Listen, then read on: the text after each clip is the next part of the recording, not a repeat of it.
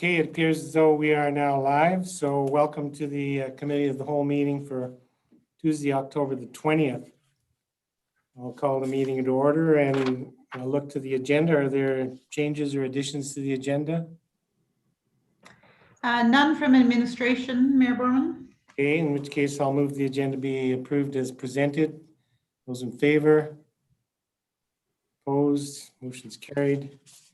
Looking then to the minutes of September 15th, Committee of the Whole meeting.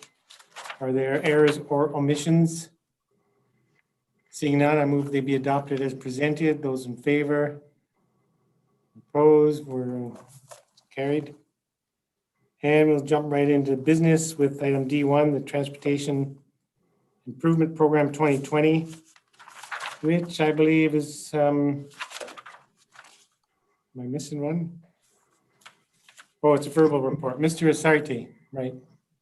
Good afternoon, Mayor and Council.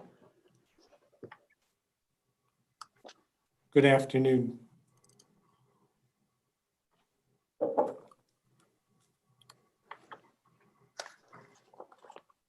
you see the screen okay there? Yep. Okay. There's actually several presentations related to the update today. For our first presentation, we'll be providing an action update. I'll provide that presentation.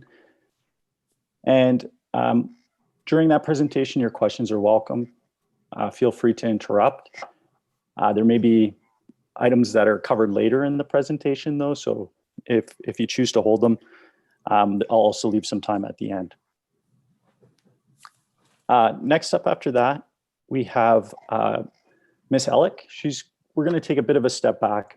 We'll focus on the construction first, step back afterwards, look at the purpose of the project, goals, benefits. It's a bit of a refresher and helps put in context the overall strategy and decisions that have been made in the design. We'll also be talking about how the intersection will operate going forward. And we've brought Mr. Newt Leonard from Mobicon back. He's presented to council once before, speaking about the overall railway avenue design, which he was responsible for. So he'll be speaking specifically about the intersection at Benchlands and Railway and the details of a protected intersection. What I would suggest for those two presentations is that we wait till the end just for purpose of flow, allow them to present and then have questions at the end of those two presentations. And that if you have any operational questions that you maybe wait until their presentations as opposed to asking them of me upfront. Construction updates, they're going to focus on the typical project areas, and I'll be speaking to challenges and actions that we've taken and are taking to address them. So first up, schedule. There's been a number of impacts to the schedule. We had a delay in the award of deep utilities, some challenges with the procurement that council will recall from the spring. The deep utility work was quite challenging, and I'll speak to that in some detail. And that also extended that piece of work, impacting the later surface works project. We've added a number of pieces of scope to the project. We were back to council in June, looking to get approval for some scope on Palliser Trail. That work started very early, you might recall, and then sat for a bit while we finalized design for pre-servicing of the fire hall and some stormwater improvements. And I will say we have had some issues with professional excavators in particular, their resourcing of the project and performance. At this point, we're looking at overall, we're 8 weeks behind where we had hoped to be. The column on the left were the plan dates for the various contract milestones. You'll see there the utilities being late, surface works completion, intended for early October, pushed out into next year, likewise landscaping and final deficiency. Now the overall completion was always going to be June 30th of next year. We expected work to run into the spring. It's a big project area, a lot of sequential work that needs to take place. So it was expected that work would run there. And because we had some float in that springtime schedule, we don't actually project that the overall completion is going to change from end of June. Where work isn't weather sensitive, refurbishment and replacement of the traffic signals, installation of street lighting, that work's going to continue over the next month or so. The remainder of the work will come as early as possible in the spring once frost is out of the ground. The majority of the big traffic disruptions are behind us. There are still going to be various stages of work, but the more major disruptions are now complete. By July 1st, we're looking to be completely out of the road, landscaping complete, pathways open, and no further construction activity. Deep utility budget for the project was 5.2 million. We've completed all the scope within the footprint of the surface works contract within that budget. There is a section of water line that will need to be completed as part of a future project. The work that was done includes life cycle replacement of the sewer system, and that came with upsizing for growth. Water line construction is part of a network of looping. There's actually 2 crossings of the tracks. This is a second crossing. It forms part of the looping and upsizing needed to provide fire flows. As part of the work that was done, we've reused an existing casing for the storm sewer, or sorry, for the sanitary sewer across the tracks, and confirmed suitability of an existing casing that has capacity and a line in it for the water connection. And so the work remaining to complete is shown in red. There are 2 small connections of water line that are needed. That work, because of budget and with groundwater, were not completed. We're in the process of costing that, and that'll be part of the discussion around capital budget this fall. Groundwater, it was an ever-present challenge on this project. We're working in a river valley, and what you're looking at in this photo is essentially the Bow River flowing through granular material beneath us.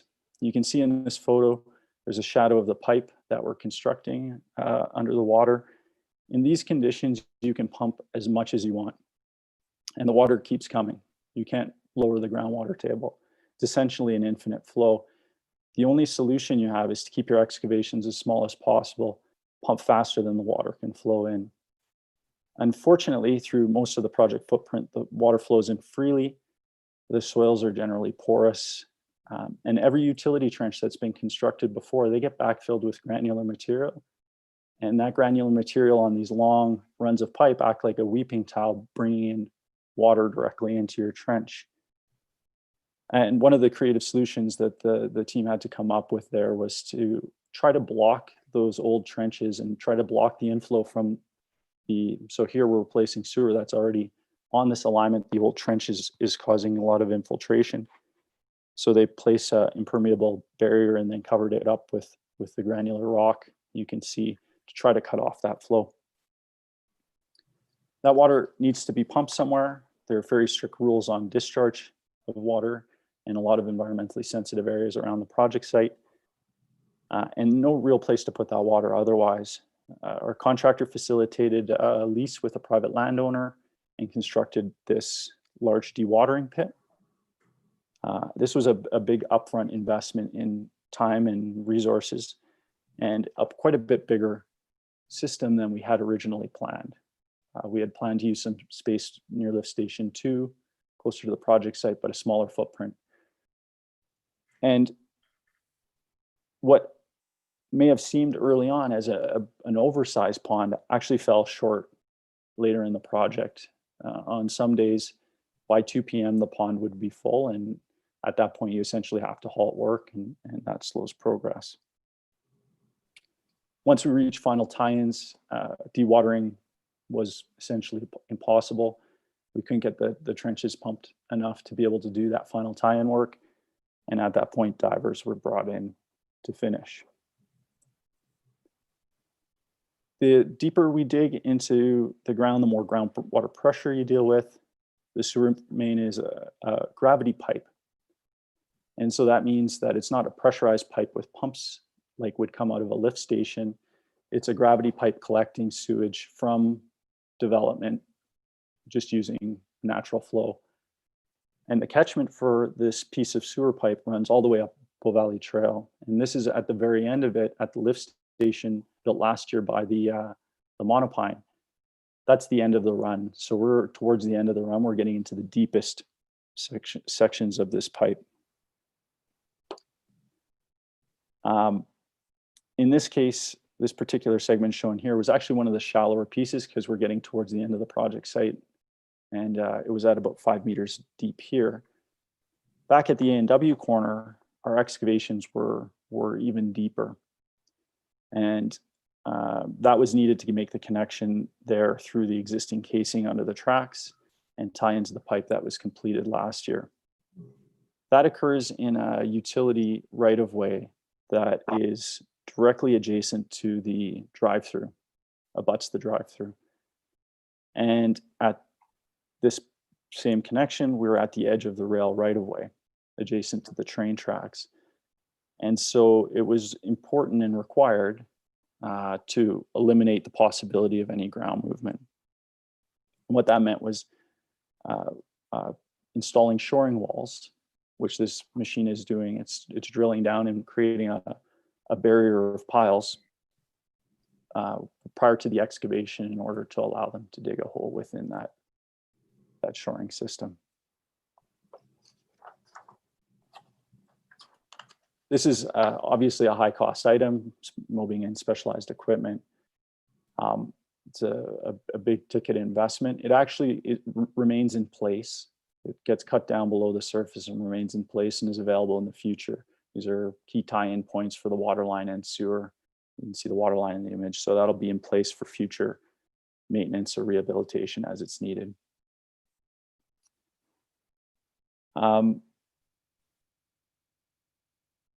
As you'd expect at the junction of two arterial roads, every utility will be encountered. Sometimes there's multiples of the same utility. Sometimes there are abandoned utilities. Sometimes you'll find things that you didn't expect and have no idea what they are. In this case, we encountered all of that. The new sewer pipe shown again below water in the bottom of the photo, it's by far the deepest of any of the utilities. And that means that you cross everything that exists in the intersection as you work towards installing it. Traffic needs to be maintained at all times. There are 6 separate road crossings as part of this project, including a 150 meter long crossing, a diagonal crossing, the main one across the main intersection for the sewer. With the need to minimize our excavations to limit groundwater infiltration, the need to maintain traffic and minimize the footprint of excavation, you can only do a short pipe run at a time. If you make bigger trenches, there's more exposed gravel for water to flow into. You won't have any room for your spoil piles up at the surface. You run out of room for your detours. So we end up with multiple stages and lots of short runs of pipe. And so it seemed that there was a lot of digging and filling holes and that the flow of work was inefficient. And that's actually the case for a project like this. That's exactly how you need to do the work. With the complexity of the work, challenges, it's slow, it's tedious.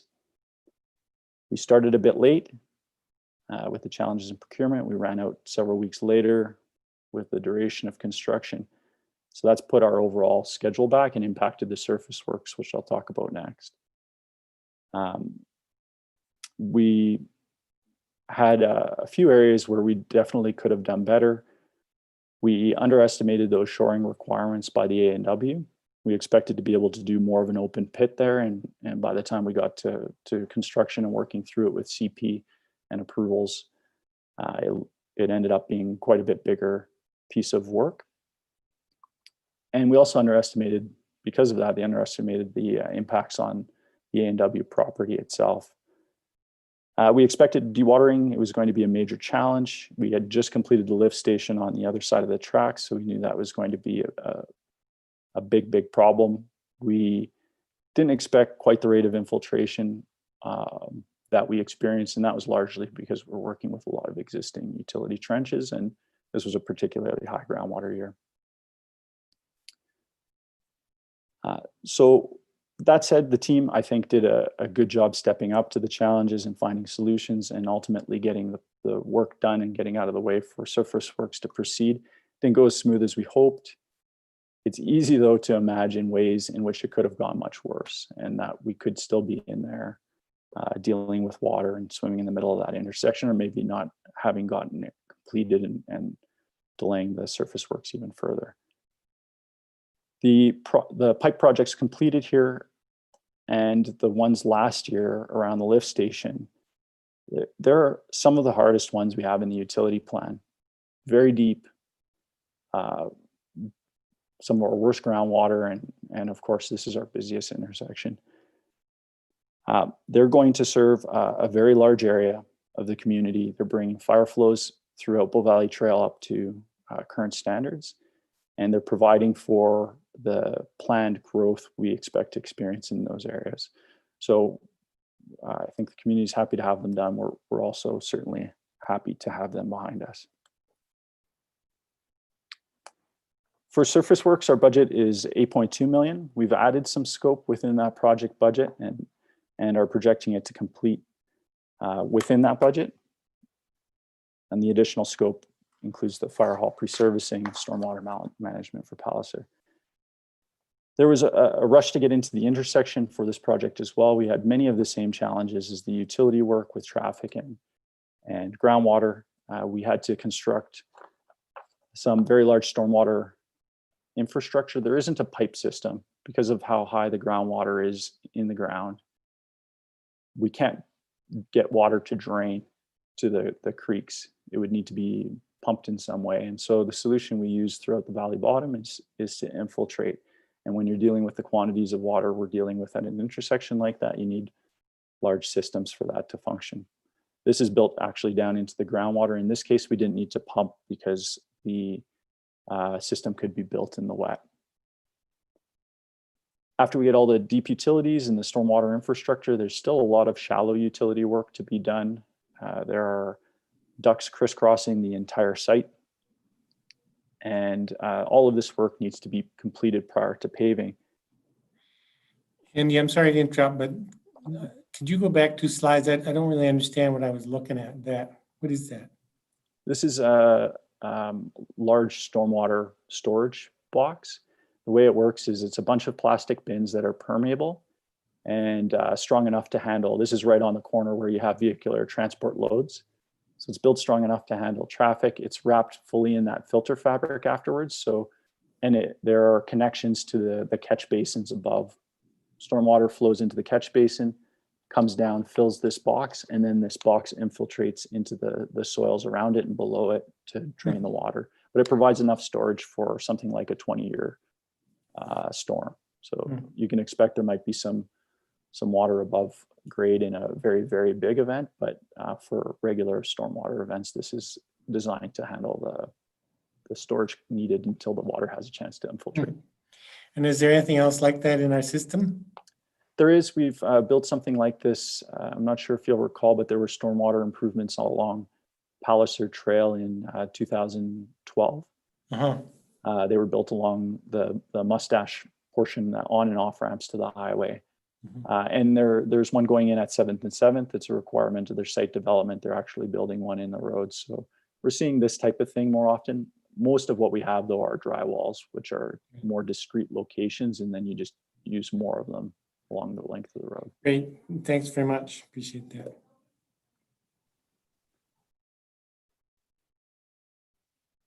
So with all of this sequential work that needed to happen and having the intersection dug up, we couldn't go in and repave. We would be constantly digging it. So that meant we had gravel in the intersection for a long time.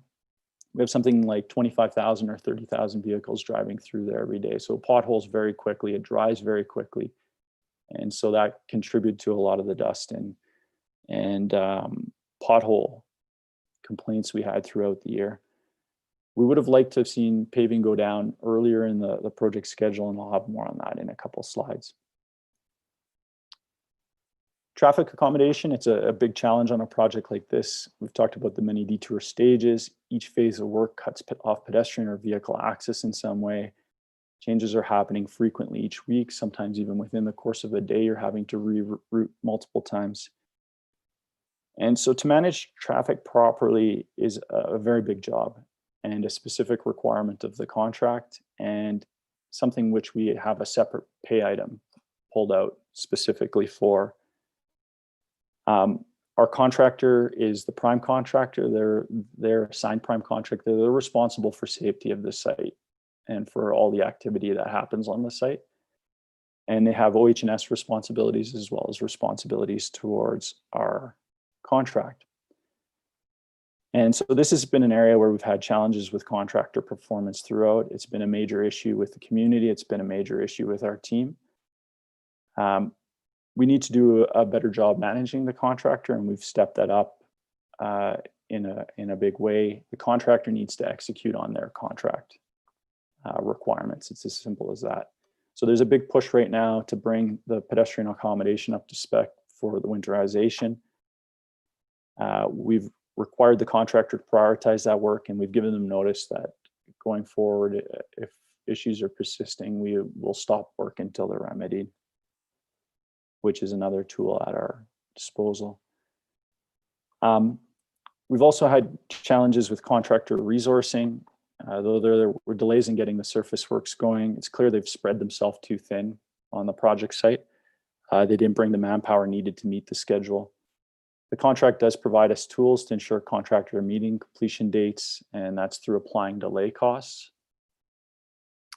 They've been put on notice that delay costs will be levied, and we're working with them right now to update their schedule and ensure they bring appropriate resources in the spring to complete the work in a timely manner and meet all schedule completion dates going forward. This is, it's been an impactful project for businesses, for people traveling through the intersection. There's still a ways to go yet, and areas we need to improve in the way that we're managing the project. I'd like to thank everyone for their patience and understanding as we work through this. We're looking forward to it being done as much as you are, I can assure you. And we're also looking forward to the number of ways that it's going to enrich our community when the work's done. It's going to support growth. It's going to provide the sidewalks and paths that we value as a community, make our community safer and more welcoming. And Claire will speak more on that in a moment. For now, we'll end the presentation there and take questions. Thanks very much, Andy. There was a lot of information there to process in a short period of time. You certainly addressed some of the overarching issues that we've been dealing with. If this is a good time, could you just describe the next and final component? What should we expect in that last component? So this fall, there is a pretty big step, actually. We're trying to figure out exactly how to do it right. The signals and lights that you see in this photograph will all come down. The lighting needs to be brought up to proper standard. We've got a more community scale lighting standard now, and a different lighting standard where we're lighting our ped pathways. So the lights will be lower, there'll be more of them. There'll be a more appropriate scale of lighting. The traffic lights as well are being sent out to be refurbished and will be reinstalled. And so you can see there's some temporary lights out at the intersection right now, but we're trying to figure out how to do pedestrian accommodation with those lights, and that's proving to be a challenge. Apparently not too many people have had this problem. They just cut their intersection off to pedestrians and force detours. So we're working through that. Also this fall, we could see for the pathway that goes over the Benchlands Bridge, we could see the railing go in and potentially the precast barriers go in there.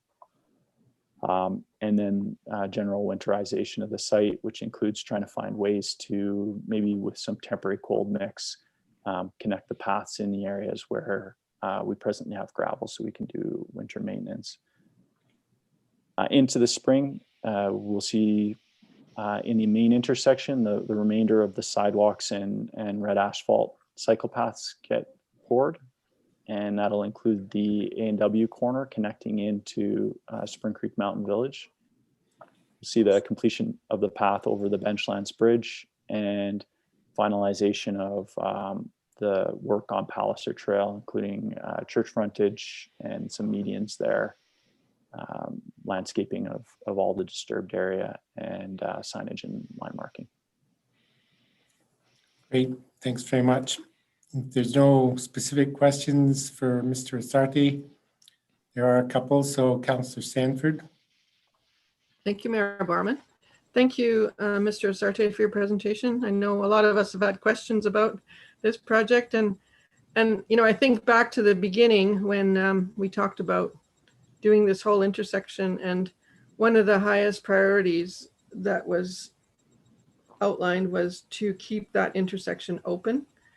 Had we been able to close it and just work on it exclusively and not have to use it extensively, I think it would have been a different project altogether. But I have to commend you for the concept of keeping that intersection open, because there's so much traffic there. And I know that the lanes had to change to accommodate that, but really that was kind of the vision of how this project would unfold. But unfortunately, it was a very difficult project to deliver. I'm wondering about that center median there, right beside beside the A&W. Now, there was some work being done on that. Was that median actually changed in size? Did they narrow that median a little bit, or were they just doing some utility work under the median? The existing median by the rail line was extended to make room for the pedestrian crossing through that median. And may have had some adjustments of size to account for the fourth lane that was added, the dedicated right turn bay. So there would have been some shifting there, but it had to come out fully anyways. The sewer line goes directly through that area. Oh, I see. Okay, because I thought that there had been an adjustment made there, but I wasn't sure because I didn't travel there very often. But now you have all 4 lanes in at that junction. Is that correct? Correct. The 2 turn lanes, 1 left, 1 right, and then 2 center lanes. Correct. And the alignment that we see for the road bed itself is the way it's going to be right at that corner. All the curbs and asphalt are final. Okay. How long can they keep laying asphalt? At this point, they're more or less done. You want 5 degrees and rising, and we're batching out of Calgary, so the asphalt has time to cool. You do see paving in cooler temps, but usually it's more temporary paving. So at this point, it's not looking promising that we would be able to see much more paving, Okay. but there's very little left to do. It did cooperate till the middle of October. Yeah. We did get lucky on at least the paving in this project. Yeah. Okay. Getting that in before it got cold. Okay, that's all my questions. Thanks. Councillor Hillstead, you had a question. Thank you. With regards to the performance issues, we have seen concerns from citizens about safety with flagging and other things. So when those things come up, who should people be calling? Should they be calling the town? Should they be calling the contractor directly? Just because I think right now people don't know who should be held responsible for what they're deeming a lack of safety or even a lack of even dust control and other things. So just who should people reach out to if they do have concerns? Our historical practice has been to put the engineering number on the project page, and Public Works does field a number of those calls as well. I think that was a mistake in this project, and we're actually in the process of getting some signs up for the next push here with the contractor's number, which is something that you see on construction sites, on larger construction sites. I just think the volume of calls and creating that direct link so people can get things addressed right away is important. And if we're fielding all the calls and showing up to a meeting saying we're fielding a lot of calls, it's quite different than the contractor getting those in real time and being able to get out and address them. So we will get project signs up with the contractor's number, but of course, anytime someone has a concern and want to contact engineering, they're welcome to do that as well.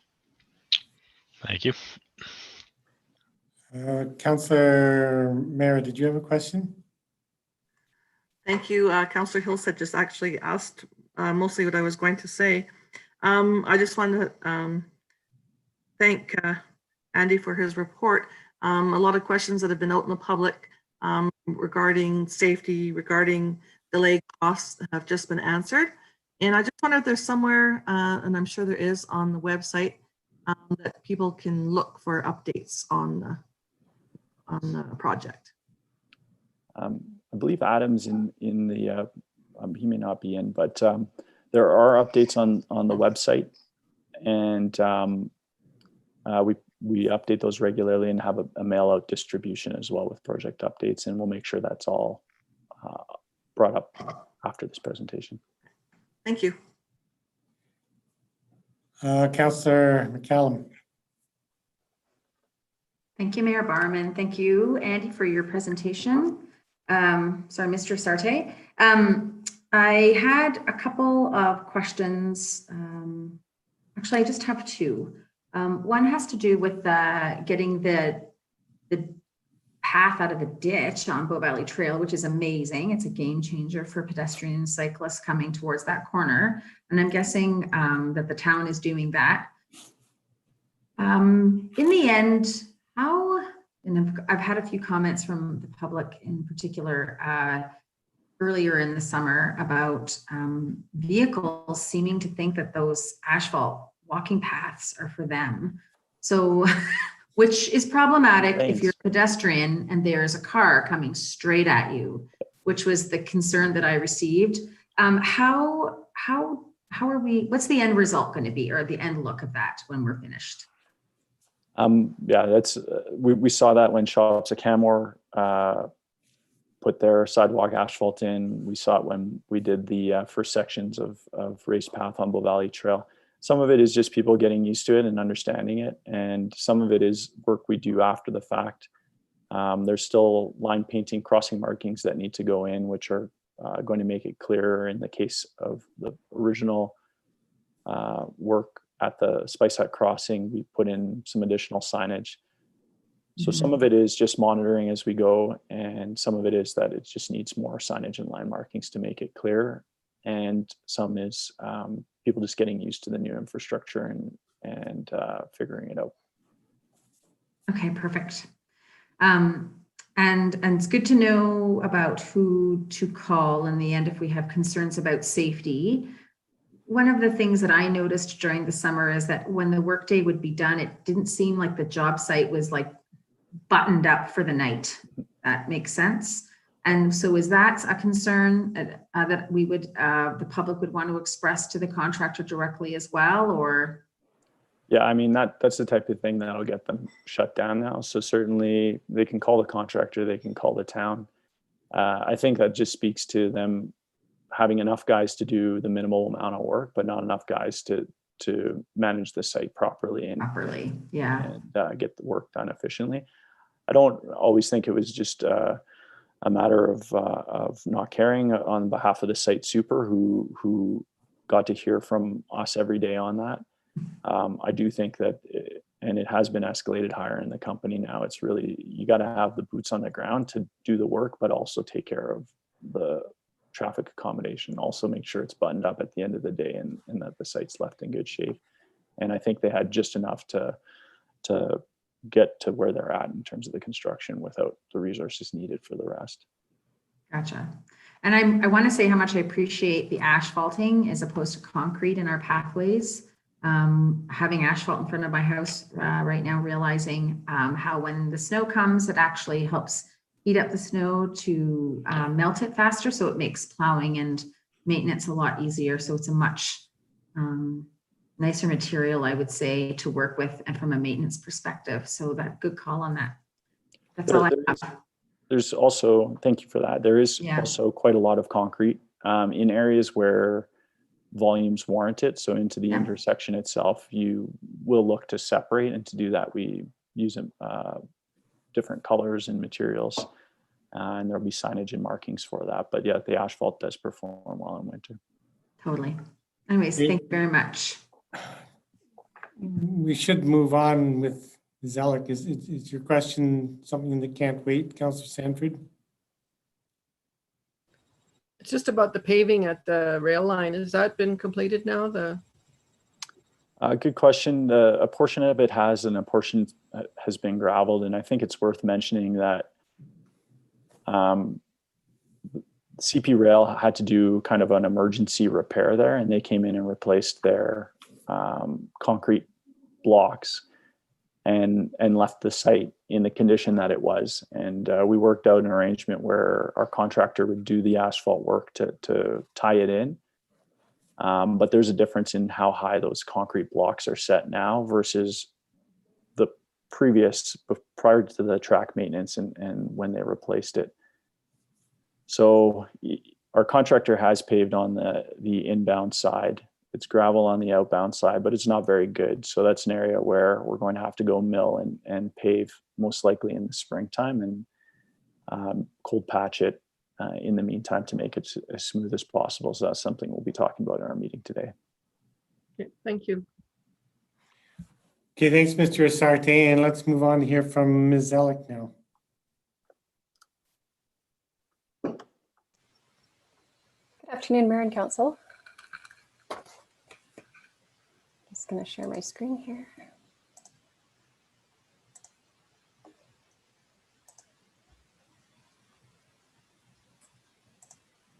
Is that showing up okay for everyone? Yep. Super. So for the next portion of this presentation, I'll speak a little bit about some of the changes that we can expect to see with the new intersection open. If I can get my keyboard working. So just to provide a quick overview, I'll be starting with a little bit of context on where we are today, and then talk a little bit about the relationship between how we design infrastructure and the outcomes that we see. From there, we'll take a look at a few case studies and then talk about the operations that we can expect to see once construction is complete and as we work towards our long-term goals. So where we are today. In 2018, Council adopted a new integrated transportation plan, which looked at how we accommodate future growth. At the time of the plan, Canmore's existing mode split showed about 80% of trips happening by private automobile, with 20% of trips happening by walking, cycling, and taking transit. As we look towards the future with the infrastructure that we have in place, we can expect to see car travel continue to grow. With that, there will be an increase in congestion on our roads, and conditions for people walking, cycling, and taking transit will continue to deteriorate. As a result, by 2030, we can expect to see about 84% of trips happen by driving, with shrinking numbers of people traveling by other modes. We know what it looks like when cities are exclusively planned for driving and when infrastructure that's provided for walking and cycling is uncomfortable for the people who are expected to use it. You see very low levels of use, typically only by those who would be classified as the strong and fearless in our societies. Often this looks like 1 to 2% of trips happening by bicycle in North American cities.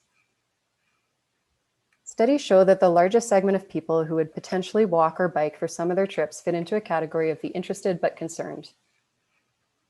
These are the people who may not be out riding rain or shine 365 days of the year. They want to be able to travel with low stress for the full length of their trip, possibly with young kids, maybe as older adults, and everyone in between. Where cities have applied the approach of designing complete streets that accommodate people of all ages and abilities, you start to see significant growth in trips taken by walking, cycling, and transit. The slide above shows travel data from small and medium-sized cities in the US. Yellow represents the proportion of cycling trips. The locations that show the highest share of cycling are the cities that have the highest proportion of cycling infrastructure per square mile. When cities invest in high quality and well-connected infrastructure, you see the results as networks build out and as a larger segment of the population feels that walking and cycling can be a convenient and comfortable option for them. Interestingly, you also see a change in who is out cycling. Studies show a much greater balance across categories, including age and gender, when this type of infrastructure is provided. The 2008 study showed that in Germany, the share of bike trips rises steadily from 7% among 18 to 24-year-olds to 12% for those aged 65 and older. In the Netherlands, a country also known for their cycling infrastructure, those aged 65 and older double that percentage, making 24% of all of their trips by bike. This is quite different from the travel patterns that you see in countries where infrastructure is not planned to be low stress and where significant discrepancies can be seen in who is cycling. I might just, for the sake of time, skip through this next slide. It's one that Council has seen before, but it basically shows how with added infrastructure and investment in some of these other modes, over a period of increasing growth, those modes grow, and Calgary has seen decreases in the vehicle traffic into their downtown core. Another example, just looking at places that have planned around shifting their travel patterns, is Oulu, a small city in Finland where average winter temperatures are around -9 degrees Celsius. They currently accommodate around 32% of their commuting trips by bicycle in the summer and 12% in the winter. This has been achieved through an extensive network of separated cycling infrastructure. As of 2018, Boulder, Colorado, a small city which sees similar levels of annual snowfall to Canmore, accommodates 42% of their trips through modes other than driving. This proportion of trips has grown from 29% in the early 1990s, and the steady growth has occurred through their planning and investment in supporting infrastructure.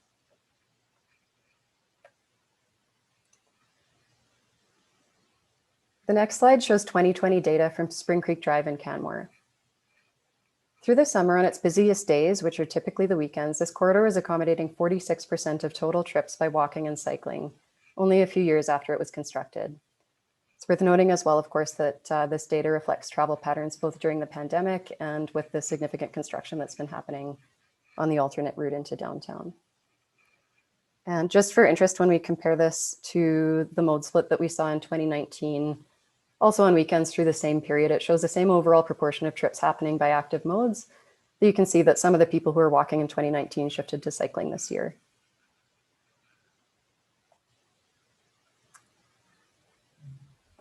Let's talk next about what to expect at our main intersection as part of the TIP 20 improvements. We've talked about the importance of providing a comfortable experience for people in order to achieve changes in patterns of travel. Leonard, whose presentation will follow mine, also will be discussing some of the operational approaches that can be applied to help create more comfortable conditions for people. Our main intersection today is a significant barrier for many people traveling from an area with a high amount of visitor accommodation. It's also a major barrier between residential neighborhoods on a route to school and access to shopping areas into the downtown. The town's received regular reports of uncomfortable conditions and near misses, both from older residents and from parents trying to cross this intersection with young children. In order to help balance the need to move high volumes of people and to ensure that anyone can safely travel through this area, we'll be separating walking and cycling movements from conflicting vehicle turns. So in the diagram you can see on the screen, the yellow arrows show car movements and the blue and green arrows indicate walking and cycling movements during each phase of the traffic signal. Applying this approach will mean that with today's volumes, we'll see a greater level of motor vehicle delay at peak times as compared to the operations prior to this project. This timing plan will take 35 seconds longer per cycle than if we did nothing to separate these conflicting movements. However, by providing safer and more comfortable conditions for people traveling through the intersection, it gives us the best chance of starting to move the dial in some of the shift that we'll need to achieve in order to accommodate continuing growth in our community. That will ultimately mean that we'll be better positioned in the long term to accommodate travel by all modes at a comparable level of service to today. It's also worth noting that these expected operations don't account for the development of new commercial areas, such as a grocery store out in Three Sisters, which would reduce some of the future travel demand that we would see along this corridor. Just to note a couple of quick highlights on the new intersection design, you'll note that the right turn bays that were discussed earlier have been added in the northbound and eastbound directions to allow for this new phasing to work, and also to allow eastbound transit to bypass vehicles waiting to make a right turn.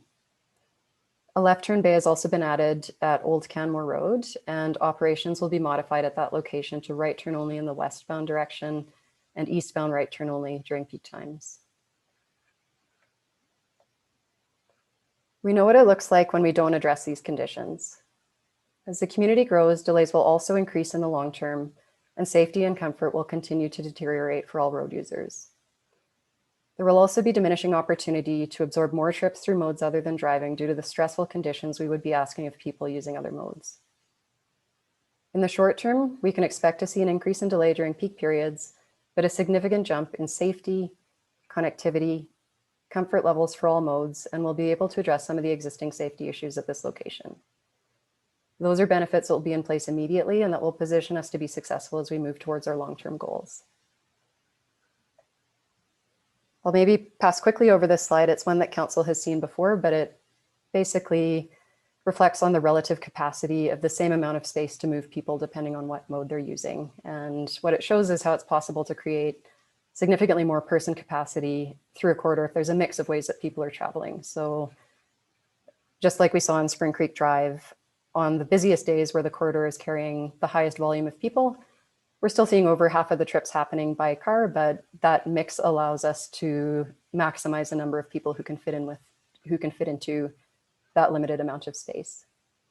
So if we're successfully able to shift 20% of our travel over to some of these other modes over the coming years, more people will be able to use our transportation system at the same time. So that concludes my presentation, and I'll pass it over to Leonard Naut here to chat a bit more about the design and operations, and then maybe at the conclusion of that presentation, we can take everybody's questions all together, if that sounds good. You bet. Thanks very much. And Mr. Newt. Yes, that is me. I cannot start my video, so you have to deal with just my voice.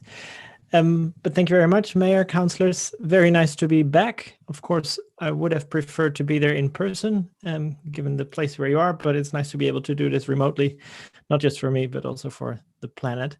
I'm going to try and share my screen because I've got a few slides put together on this project. I hope you can see it properly now. Yeah, we can see it. Yeah. Excellent. So today I want to talk to you a little bit about the Bow Valley Trail intersection, the benefits of this type of intersection, and some of the more specific details about the design that is in front of you. I'm very excited about this intersection. I think it is a very well-designed, optimized intersection that is going to make you very happy after the construction's finished.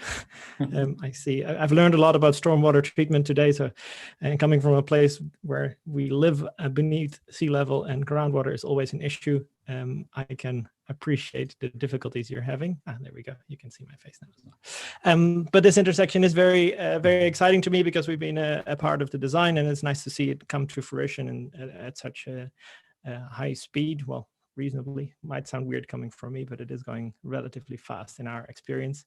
And to see the quality of detail that, well, not us, but that the engineering firm has put into it to bring it really up to a best practice standard. On the right-hand side, you can see what we define as the classic traditional protected intersection, and on the left-hand side is your own Benchlands Trail Railway Bow Valley Trail intersection.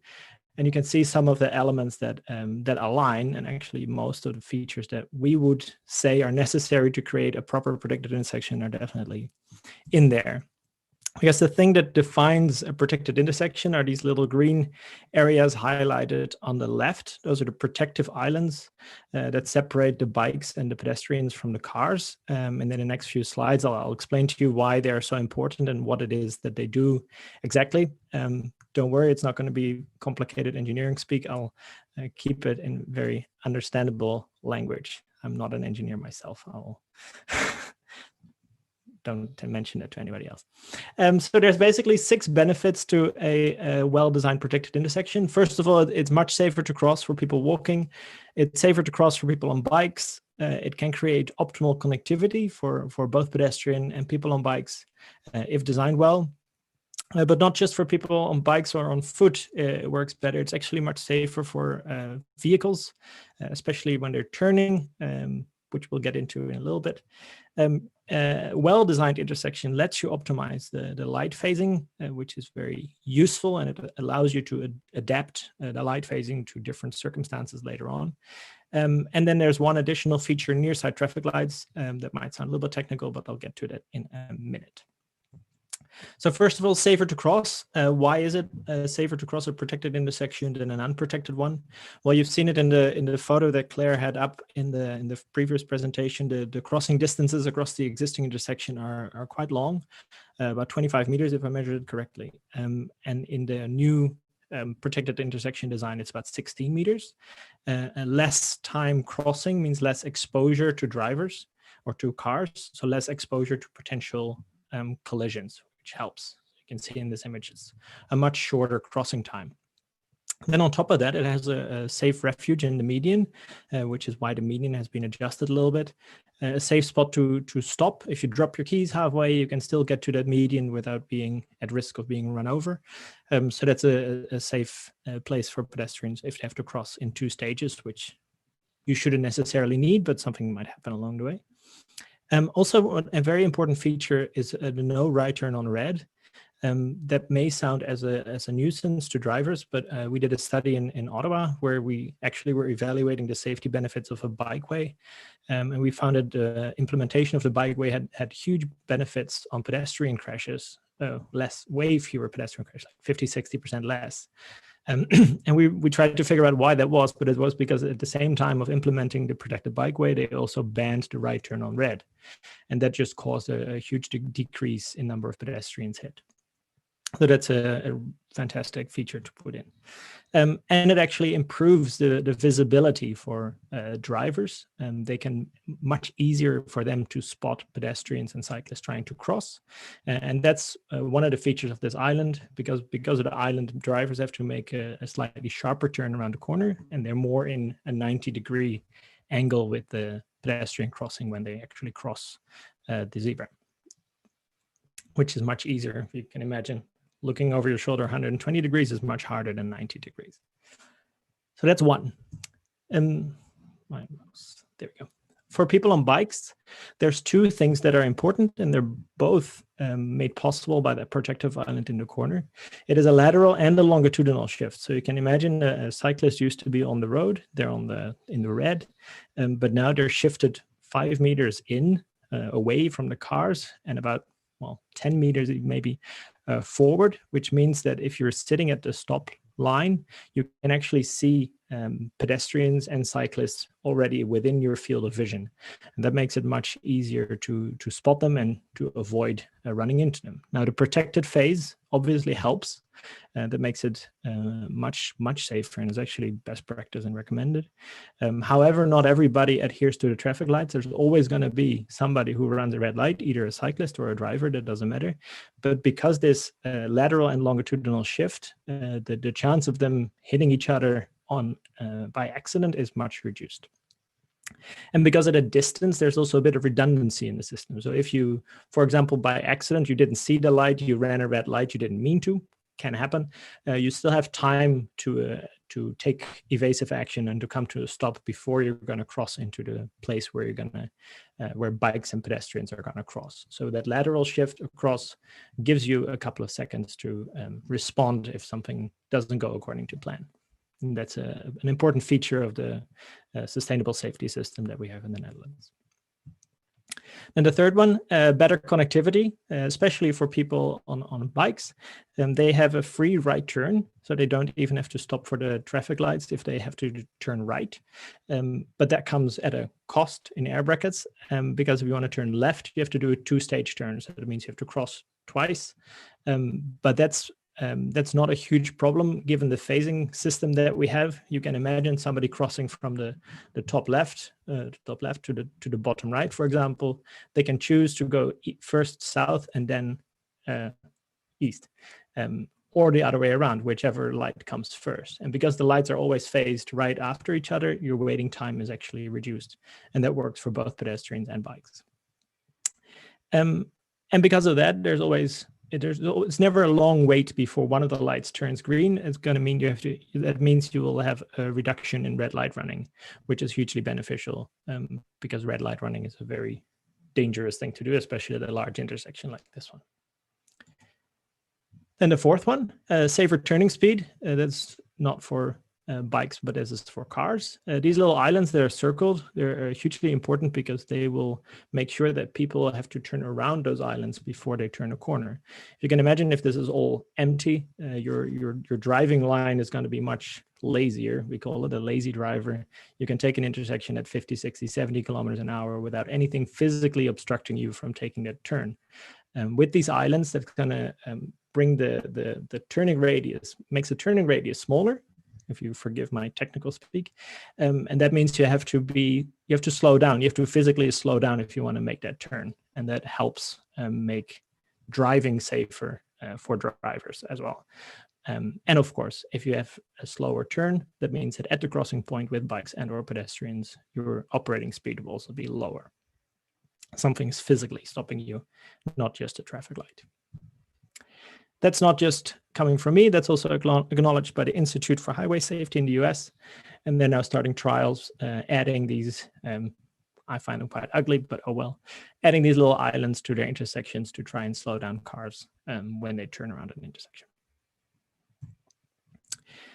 The right turns are also slow down. This is the original alignment in the red line. You can see that lazy driving that I was talking about earlier.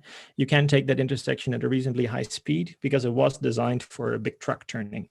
And that's an important feature. If you design it for a big truck, sure, it works great for a big truck, but it also works fantastic for a smaller car. And they can actually take that intersection at an inappropriately high speed. And with the design that's in front of us now, that's actually reduced because a big truck can still turn around the corner, but because the different surface treatment in the corner, a normal passenger car will try and turn around that and thus reduce their speed again. And then there's some ways to optimize the intersection. Claire said before it was about 30, 35 seconds extra queuing time or average waiting time, but that is only when it's the peak of the peak. During off-peak, it's much less busy, so you can adjust the signal phasing to be less long.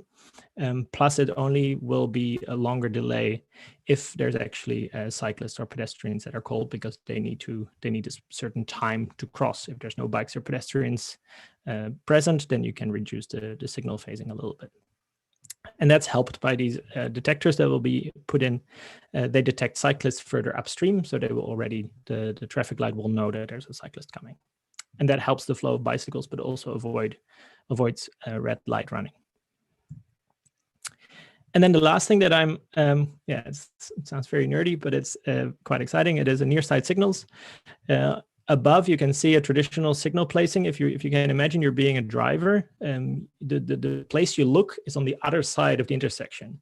While at the same time, the potential hazard or the thing that's going to cause injury is on the near side of your intersection, a pedestrian crossing circled in blue. By placing the signal heads or the signal lights not on the other side of the intersection, but on the same side of the intersection that you are by the stop line, you actually reduce the mental load for drivers because the place where they look to see if they have green is also the place where a potential hazard or a potential pedestrian is going to sit or stand. So that reduces because you only have to look in one place to see the potential for danger. And that makes that pedestrians and bikes are within the normal line of sight for drivers, and thus it becomes safer instantly. And what that looks like, this is an example in the Netherlands. These are basically everywhere in the Netherlands. So you'll have your overhead masts still for the further longer distance. If you approach the intersection, you'll see the top mast first, but then as you get closer, it's more common to see the lights on the side, and you see that the pedestrians will be waiting right underneath. And that's just yeah, we use traffic psychology quite a lot in the Netherlands to make things safer, because you want to make it as easy as possible for drivers to behave safely. And this is one of the things that helps to reduce their stress and the number of things they have to look at before they approach the intersection. So I hope that helped a little bit in the explanation of how this traffic light or this intersection will operate. I think it's going to be fantastic, and I can't wait to come and check it out next year, hopefully. Yeah, thanks very much. That's really helpful to understand all of that part of the design, and I am looking forward to seeing it in action. I think we'll see a much improved experience there for cyclists and pedestrians, clearly. So thanks for being here to present that part of the information. Now this time, I'll invite councillors to ask questions of Mr. Asarte or either of the others. Councillor Sanford. Thank you, Mayor Barman. Thank you for your presentation, Mr. Newt. I have a question for you just on the near side signal concept. Do pedestrians still have to push a button to cross the street? Will they still have to indicate crossing? Generally, yes. Okay. I have to check with Claire or Andy to confirm, but I believe that's still the case, yes. Yep, there will be pedestrian push buttons. You can also program the signal so that it's automatic, but in terms of balancing delay, you can also run it on a demand basis, so just if it's pushed. And then there's cyclist detection as well, which is automatic with it. Sorry? The cyclist detection's in the path bed? It is in the path, yeah. Okay. But the pedestrian one would have to be triggered at the corner. Is that correct? That's right, yeah. Okay. And actually, our setup will be a little bit different than what's shown in Leonard's slide here. This one is upstream. We will be placing ours a little bit closer to the intersection since it's a two-direction pathway. But yeah, ultimately they'll be picked up automatically, and then the traffic signal controller knows that a cyclist is present. Okay. So what that gives you is optimal sorry if I may add something. It gives you optimal flexibility in terms of how you control the intersection. So if later on you find that there's enough capacity and you can make the pedestrian movements automatic if there's enough demand. That's a nice thing for pedestrians, of course. But if in rush hour you can see that there's huge queues and that's going to cause real issues, then you have the tools to manage both ways, which is nice. And we're not proposing any diagonal crossings for pedestrians at these intersections, right? No, we're not. We looked at a few different options for how we could separate those conflicts and what is most effective when we're looking at the balance of all modes. So that was what informed the current signal timing plan. Okay, and we've got those islands in the middle to take pedestrians on the midway cross. There is refuge space. The plan as it is right now is for people to be able to cross in a single stage, even if they're not rushing across the road. But as Leonard mentioned, it provides a little bit of flexibility if somebody drops their keys or something like that. And then it also helps the geometry. So by tightening up the corner that somebody would be turning left around, it encourages slower speeds.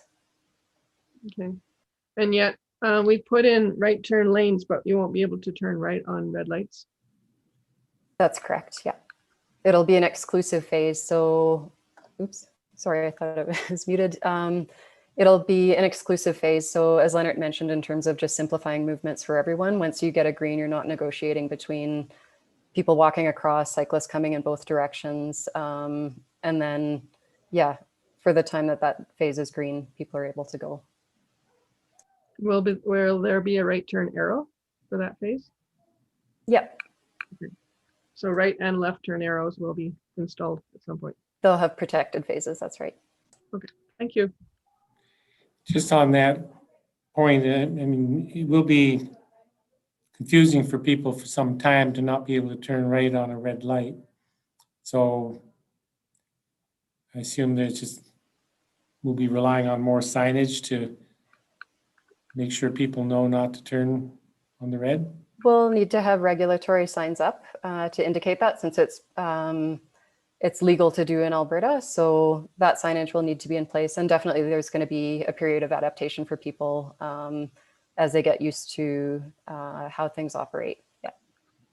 And how's that worked in practice at the corner of Main Street and 6th Avenue? Is it 6th Avenue where there's a no right turn on a red? Yep. And have you, sure that engineering's been monitoring that. How's that played out in the real world?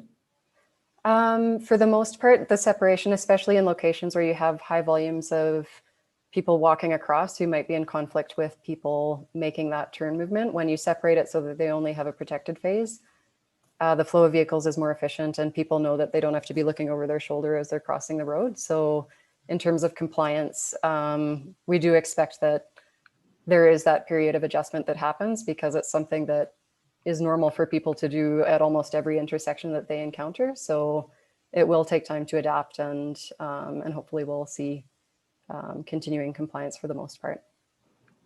If I could as well, just to build on that, there'll also be a signal directly at the stop line where the right turning vehicle is sitting with a right turn signal in red. So it'll be a little different than at Main Street where it's just a sign. It's an actual signal. And so trying to contravene a traffic signal is, I think, harder for people to do. And then that'll turn green with an arrow. Yeah, I can visualize that. That helps. Thank you. Are there other questions at this time from Councillor Seeley? Thank you, Mayor Borman. Mr. Newt, can you talk about the efficiencies of single flow-through lanes and the 2 lanes coming out of downtown? The efficiencies of single flow-through lanes? Yes. Can you clarify? Well, a lot of the feedback I'm getting is why don't we just make 2 lanes each way? And I imagine a lot's gone into this intersection for design concepts. So people backing up and everything else, I imagine it would be very efficient to get through. And the 2 lanes coming out of downtown was very intentional as well. Right. Yes. So there's always the balance of the more lanes you add, of course, you can push more cars through, but up to a point. There's upstream issues on especially towards downtown with the Railway Avenue changing shape a little bit in the future as well. There's going to be a different flow of vehicles along the way. The more space you give to cars at the intersection, the less safe it becomes by default. And as you see more people on bikes and more pedestrians, and as your ITP is quite ambitious, that's just going to increase the risk exponentially if you maintain more lanes in all directions at this intersection. And at the same time, there's only so much the town can absorb in terms of vehicle traffic. So adding more lanes to this intersection would not necessarily be useful because you will just get stuck in a different place in the town. So in terms of total trip delay, you probably wouldn't even be better off. If that helps answer your question. And it does. Yeah. Thank you. And I like the right turn lanes, left turn lanes. It looks like it's very smart. And that really helps. That really helps optimize the traffic lights as well. Because if you have a shared lane, then you're sacrificing safety for flow, and that's something that's going to be more and more risky, like physically risky. And with this configuration, you can actually protect pedestrians and cyclists properly while still optimizing for a certain level of flow. Even if there's going to be a big event in one direction, you can in practice change the traffic light and give more right turning green, for example. Well, otherwise you can do that if you have mixed configuration. Thank you. Ms. Zellick, did you have something to add to that? I think Leonard spoke to everything I wanted to say, but yeah, just bringing it back to our overall integrated transportation plan and some of the changes in flow throughout the network that we're looking to facilitate. So yeah, this point being a constraint, but helping to send more traffic along Bow Valley Trail to the north and 17th Street as well, and limiting how much traffic we're putting towards Main Street from this point where people have the ability to make a decision about what route they're going to take. Great. I had a question for Ms. Zellick. In your presentation, you had one slide that detailed the options at the old Canmore Road. And I don't need you to go back to that slide, I don't think, but can you just review for me what the options will be at the old Canmore Road? Yes, I can. So I guess without pulling that up, but for vehicles that are traveling, I guess we'll call it south along Bow Valley Trail and left turning into Old Canmore Road, we're adding a left turn bay there that doesn't currently exist. And then if you're leaving Old Canmore Road to enter onto Bow Valley Trail, that'll be right turn only on the Shops of Canmore side and right turn only at peak times on the other side of the intersection.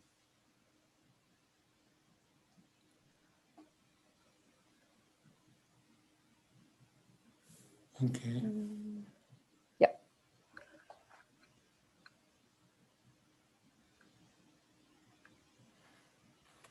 Okay. Well, we'll just see how that flows. Thank you. Are there questions at this time from other members of council? Councillor Sanford. Thank you, Mayor Barman. Question for Ms. Alec.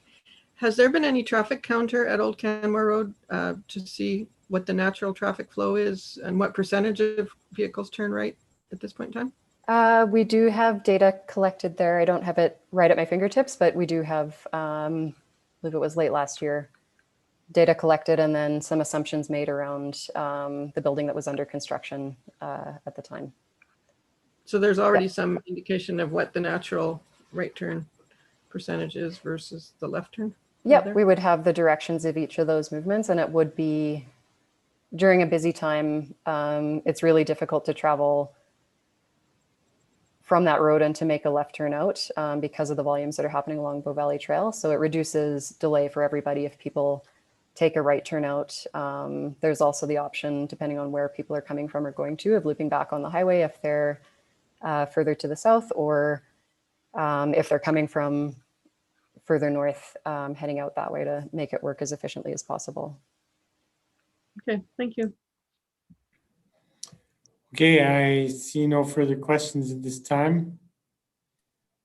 So thank you all for presenting today. It's been very informative.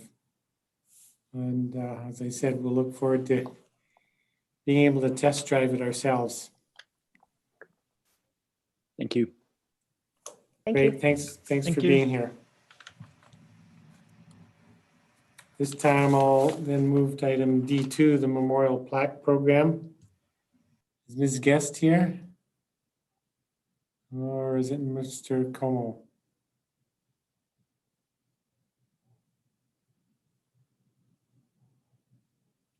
You're muted.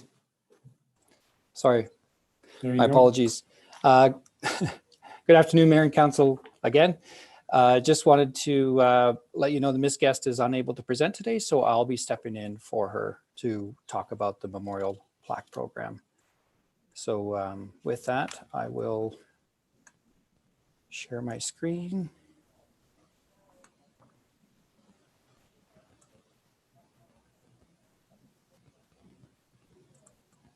There we go. Hopefully everyone can see that.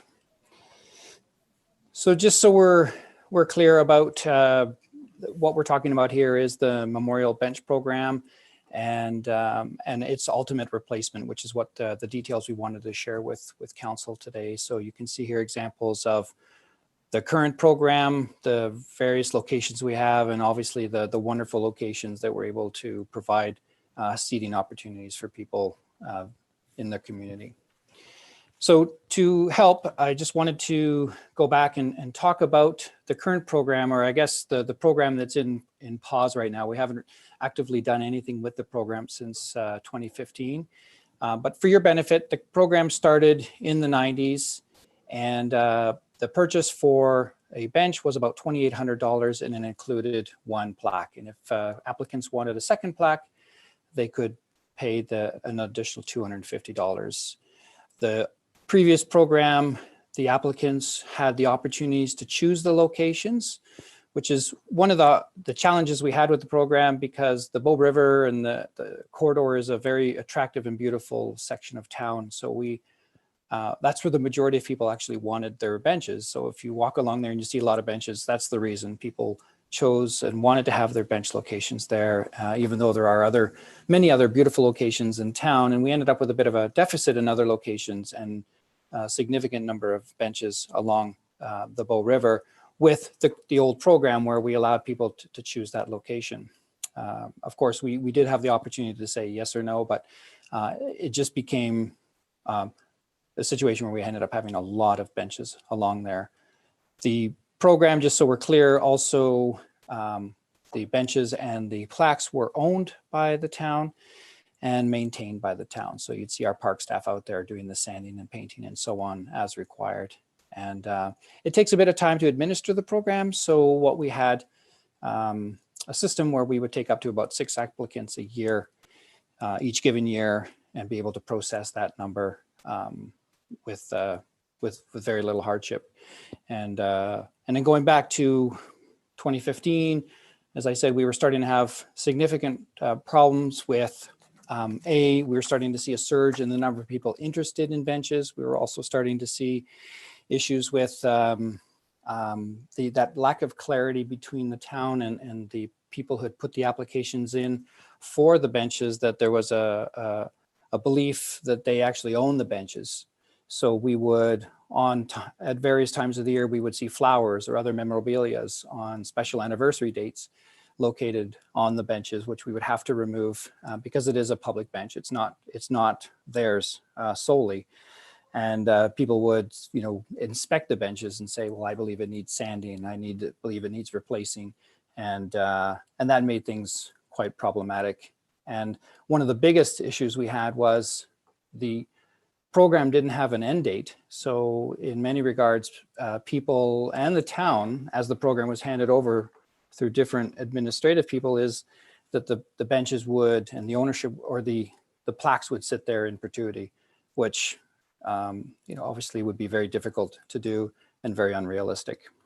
So in 2015, or at the end of 2015, starting 2016, administration determined that it needed to replace the program with something more robust, something that was provided much more clarity and more reflective of what the costs are to put the benches in, and perhaps look at expanding the program. So it went out and had investigated a number of municipalities that council can see highlighted on page 7 or attachment 1 in your agenda package, the number of municipalities across the country who provide a similar type of program to see what are others doing, what can we do, and something to be specific to our neighborhood.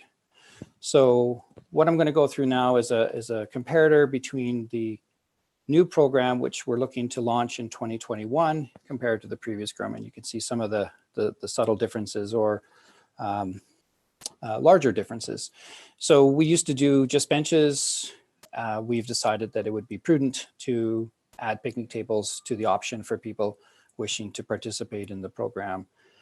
As I said, it wasn't super clear in the other agreement or the current agreement about ownership, but put in very clear within the application process that the benches and picnic tables and the plaques are owned by the town of Canmore.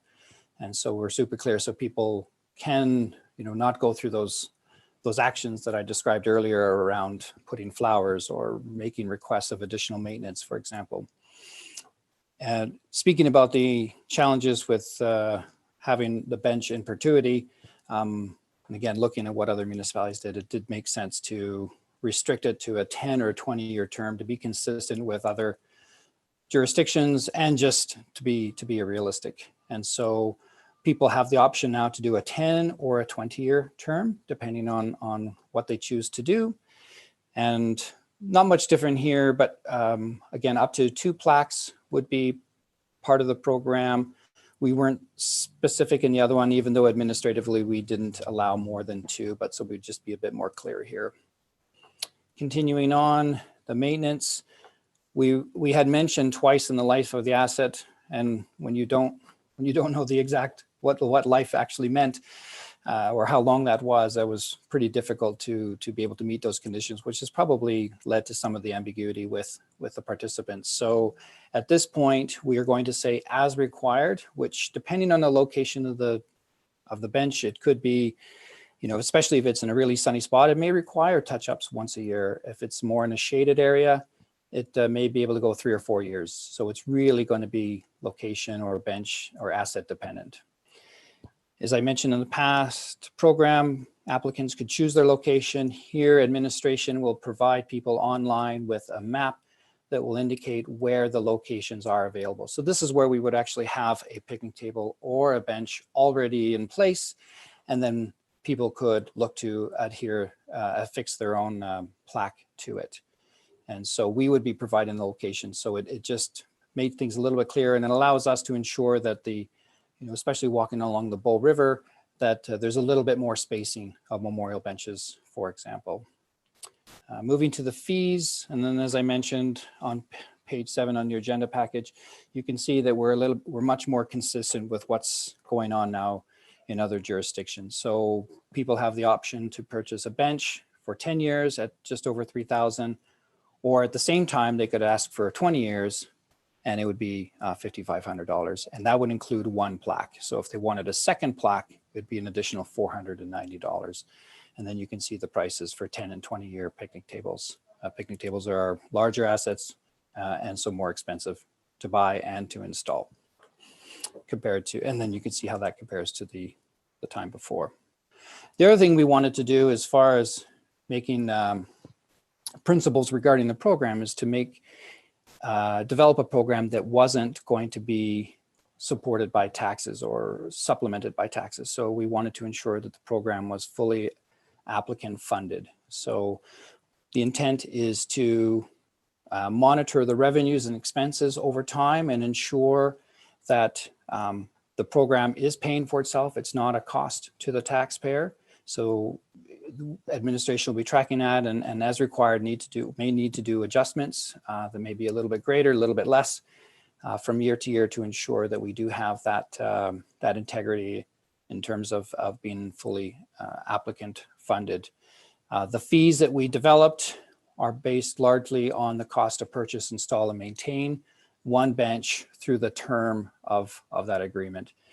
I wanted to be clear that if a bench went in and it went in for 20 years, but the bench was still in good shape, the intent is not to remove the bench. We would remove the plaque, and there would be an opportunity for they could extend, or we could put in a new plaque, but we want to extend the life of the assets as long as we possibly can. So there is the plaque and the bench life are not tied to each other.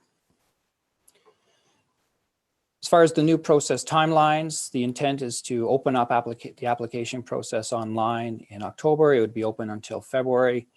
It would be on a first come, first served basis. And since 2015, or starting in 2016, we've had as I mentioned, a surge in applicants. So we know there's a lot of people in waiting right now that would love to participate in this new program. So administration's committed to accept up to 15 applicants a year over the next 3 years to try to deal with that shortfall, and then go back to the 6 per year application steps. And again, we'll have to see how that goes. We're really hopeful that the online process will make things much smoother and easier to administer, so that we'll be able to administer that schedule. The other thing I should highlight is when we get the first 15 applications, the program closes for the year, and we're not expecting at this point to create a wait list. We don't, things have changed in people's lives over the course of a year. So if people are interested, we would ask them to come back again with the date of October 1st to reapply, and hopefully they can get in at that point. Mr. Como, can I just interrupt with a question on this slide? So with this new online application, is it expected that these would all be new benches or tables, or would these applications be to replace previously approved memorial benches? We are going to talk about the transition plan. So the ones that are currently in the program, those ones will not be available. And the next slide, I'll explain why that is. Okay, so thanks. This would be possibly either a new one or using an existing one that doesn't have a plaque on it. Great, thank you. You're welcome. So then back to March through to June, springtime, and Parks Department will once the applications are received and paid for, they'll order the plaques, they'll just make sure that all the lettering and et cetera is done, prepare their maintenance plan, do inspections, and then the idea is back in July and through to September, they would go in once the plaques are received, install them, and do any maintenance of the benches and picnic tables as required, as I mentioned earlier. So that's kind of the annual timeline to the program.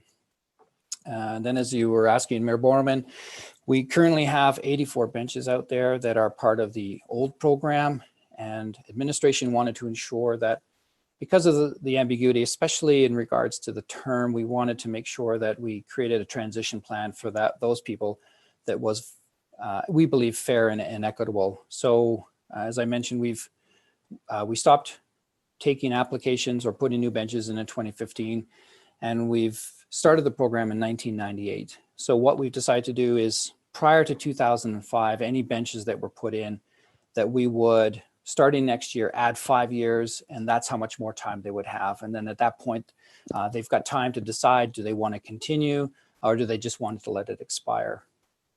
On the further, newer applicants from 2005 on, we would add 20 years, recognizing that ambiguity piece as well. And so if we look at a bench that was installed in 98, it would expire in 2026. And ones that were later, 2015, we would add 20 years, and then they would have until 2035 that they would come to a close.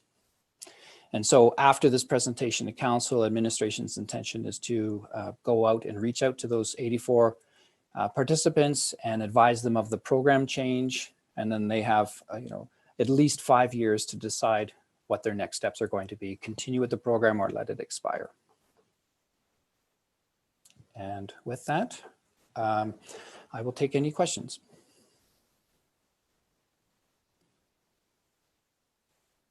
Councillor Mara. Thank you for your presentation, Andreas Como. I have several questions, if I could just, some run into others.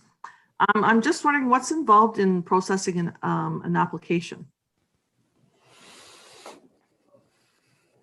Well, What the process is? well, so right now we would have it posted on our website, so people would see the button to request to begin the application process. So someone would need to own it. Someone would be clarity. There would be a process where they would need to fill out what's the information that's going to be on the plaque, for example. One of the things we're not planning to change, which was identified as a procedural change when we presented another briefing update to council in 2007, was people wanted to, for example, recognize or memorialize their pets or someone that's still alive. And so we had made a decision, and that remains, that it would have to be somebody who's deceased. So anyway, we'd go through those details about who can be memorialized or not. We would find out, put the inscription on the plaque. We would make sure that it's spelled correctly, etc. And then there would be a map online that would give all the available locations. They could go down at their leisure and take a look at those locations and say, yes, this one I like. They would likely have a numbering system so they could be able to be clear as to which location they want. And then there'd be a requirement for the payment, the option to do a 10 or a 20 year or a different, between a bench and a picnic table, and then they would submit it. And really, things are official once people submit the payment. If I may, another question, Mayor Borman? Yeah, you bet. Who is it open to? Is it open to residents only, or like the name of the person on the plaque is a resident, or is it open to the general public? It's open to the general public. Okay. And what are the challenges for a wait list, maintaining one? Well, it sits, it would sit dormant. And so, it's not something we would really look at. We generally get a surge, in the spring when people are thinking about it. So it's really just keeping track of it and ensuring we don't lose sight of it, because we wouldn't want to start another one or lose the information of other people who've already put in their names on a waiting list. I have one last question. When you were going through this process, or the department was going through this process, were there other ideas? Because the name has been changed to Memorial Plaque Program. And I'm just wondering if other ideas have come forward, like, because not everybody is maybe an avid trail user or in the public, I mean outdoors, but people that maybe like a memorial wall in a rec center, or someone who does swimming, if other opportunities for memorial plaques were looked at. It wasn't. The town of Canmore already has a naming policy to deal with municipal buildings or municipal rooms, for example. So those requests would default to that program and not this one. One of the things we could look at, which, you know, if you look at the comparator with other municipalities and what's happening there, some of them are doing it with bike stands, for example. You know, and as we add more, and, you know, as far as the presentation we just had regarding the ITP and implementing that, there's going to be more bike stands, corrals going to be added. So maybe there's a possibility that we expand the program to include that in the future date. Thank you. Are there other questions this time? Councillor Sanford. Thank you, Mayor Barman. Thank you, Mr. Como, for your information. When you are considering plaquing a picnic table, where would the plaque go? Perfect, you have a picture of a picnic table. Yeah. I'll do the best to answer that. I know that with the boards running in the direction that you see here in the image, I would suspect that they would run in the same direction as the boards themselves. So they wouldn't cross over, they would actually go this way. I know there's a desire to start introducing and installing more accessibility type picnic tables, so that they would have more of an overhang for somebody who's in a wheelchair, for example. And so maybe out in that space as well. But that would be my understanding, that they would run in line with the boards themselves, similar to the benches. And then would you have to order your two plaques at the same time? And pay for them at the same time? If you wanted two plaques, yes. It would make sense to do it, because then you know, you want them centered as well. So it would certainly make things look a little bit more pleasing. Is there any place in this process for volunteers to maintain some of this infrastructure? Because I know the Friends of Kananaskis has a group of volunteers that comes out and maintains their benches, etc. At this point, there isn't. The town has a specific standard and a stain and a schedule that we use to look after our, and at this point, there's no intentions to change that. The responsibility would still lie with staff to go out and do the assessment and the staining and sanding if necessary. Okay, thank you. You mentioned in your report that there had been 84 benches installed, waterfront locations. Is that the total of memorial benches across town, 84 this time? Correct, yes. Do you have a target maximum number of benches and/or benches and tables? We don't at this point. I mean, as the town grows, especially out in the Three Sisters and Silvertip, there may be opportunities for, you know, expanding the location maps, areas that we can provide, make available for people to choose. At this point, we don't have one. Like I said, this program began in '98, and there was, you know, a real good intention to have a very positive program. And for the most part it was, but it required us to come back to council in 2007 to come up with a little bit more of a formalized process. And here we are, you know, 13 years later, needing to do that again. And so we may need to have a limit at some point. At this point in time, I don't believe we do. We have a number of benches out there that do not have a plaque at all, which is why we believe we can accommodate the 15 applicants per year over the next 3 years, because it's really just there's no installation other than the plaque itself. Great, thanks very much. If there's no other questions at this time, thanks very much for bringing this report, Mr. Como. Yep, you're welcome. And look forward to seeing this roll out in the near future. All right, thank you. At this point, then we'll move on to item D3, the electric vehicle fleet feasibility study results. Ms. Fournier and Mr. Heel.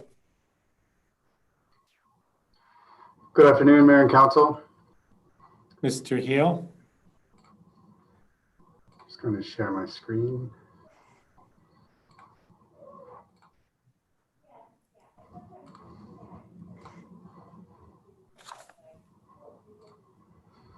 So thanks for the opportunity to talk to you today about the electric vehicle fleet feasibility study that we had performed with respect to the town of Canmore's fleet.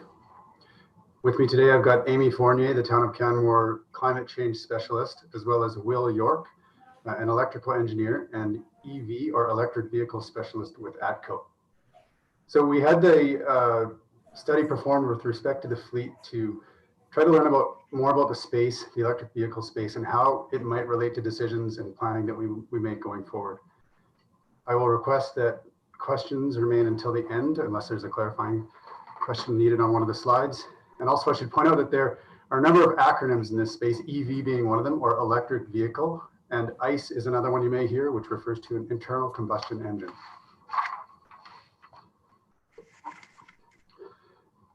So the way we'll present this today is we'll give you an idea for the what the fleet looks like for the town of Canmore and how we've got it categorized. We'll talk about why we're considering electric vehicles and provide some background on the electric vehicle fleet feasibility study itself and how we did the proponent selection. We'll discuss the key learnings and that we took away from the results, and then chat a bit about timing and grants available and some of the next steps.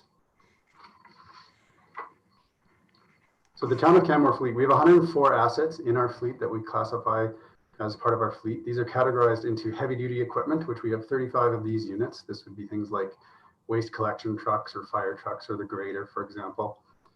We've got a number of light duty pickups or light duty equipment, which would be pickups or sport utility equipment. We've got 6 administrative vehicles. These are the smaller cars you'll see parked downtown, a number of bicycles, as well as other equipment, things like trailers, a rescue boat, skid steers, and utility equipment. So why are we considering electric vehicles? Well, first we need to get a better understanding for the space and how it can assist in making decisions going forward.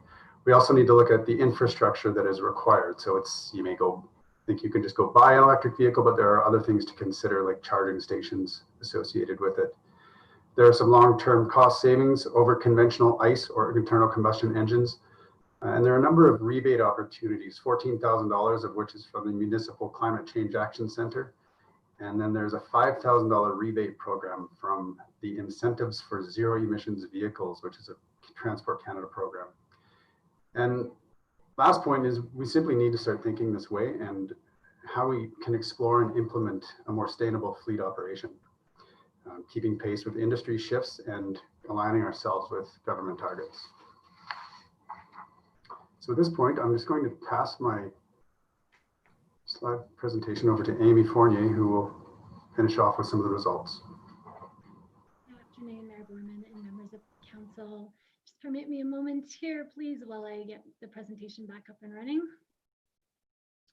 Okay, hopefully everybody could see this. In addition to what Jordy had just discussed, we are looking at EVs because of our work on and commitment to climate change mitigation.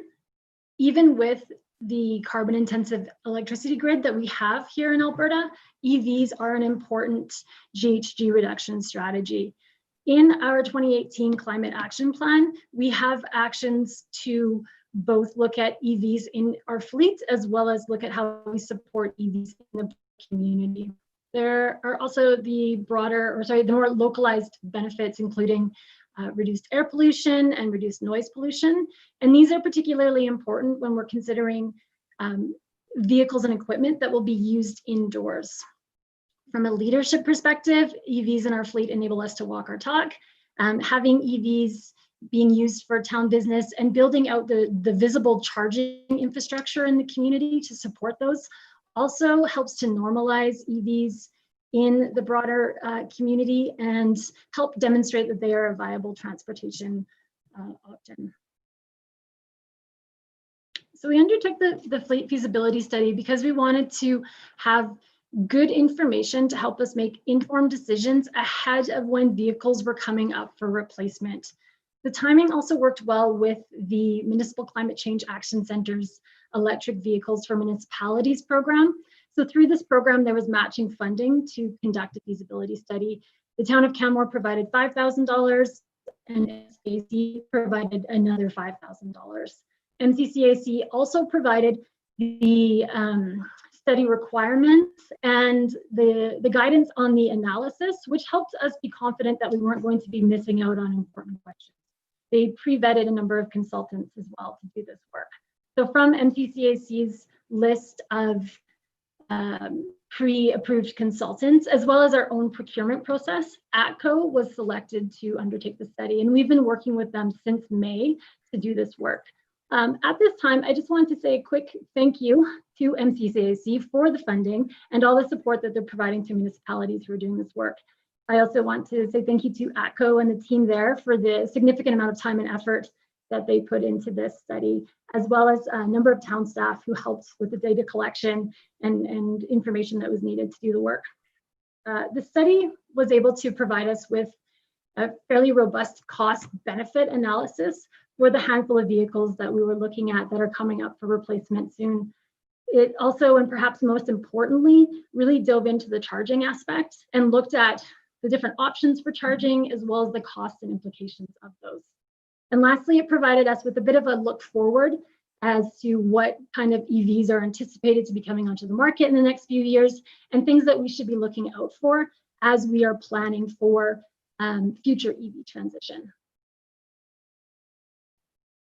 So the document, the actual study document is provided along with the council briefing as the second attachment.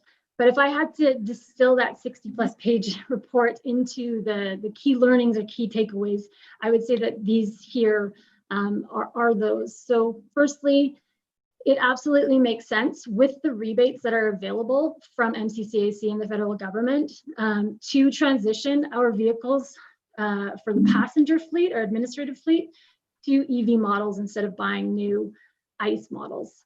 There's significant cost savings available to the town if we go ahead and do this. With our trips and how we use these particular vehicles, they're completely in line with EVs.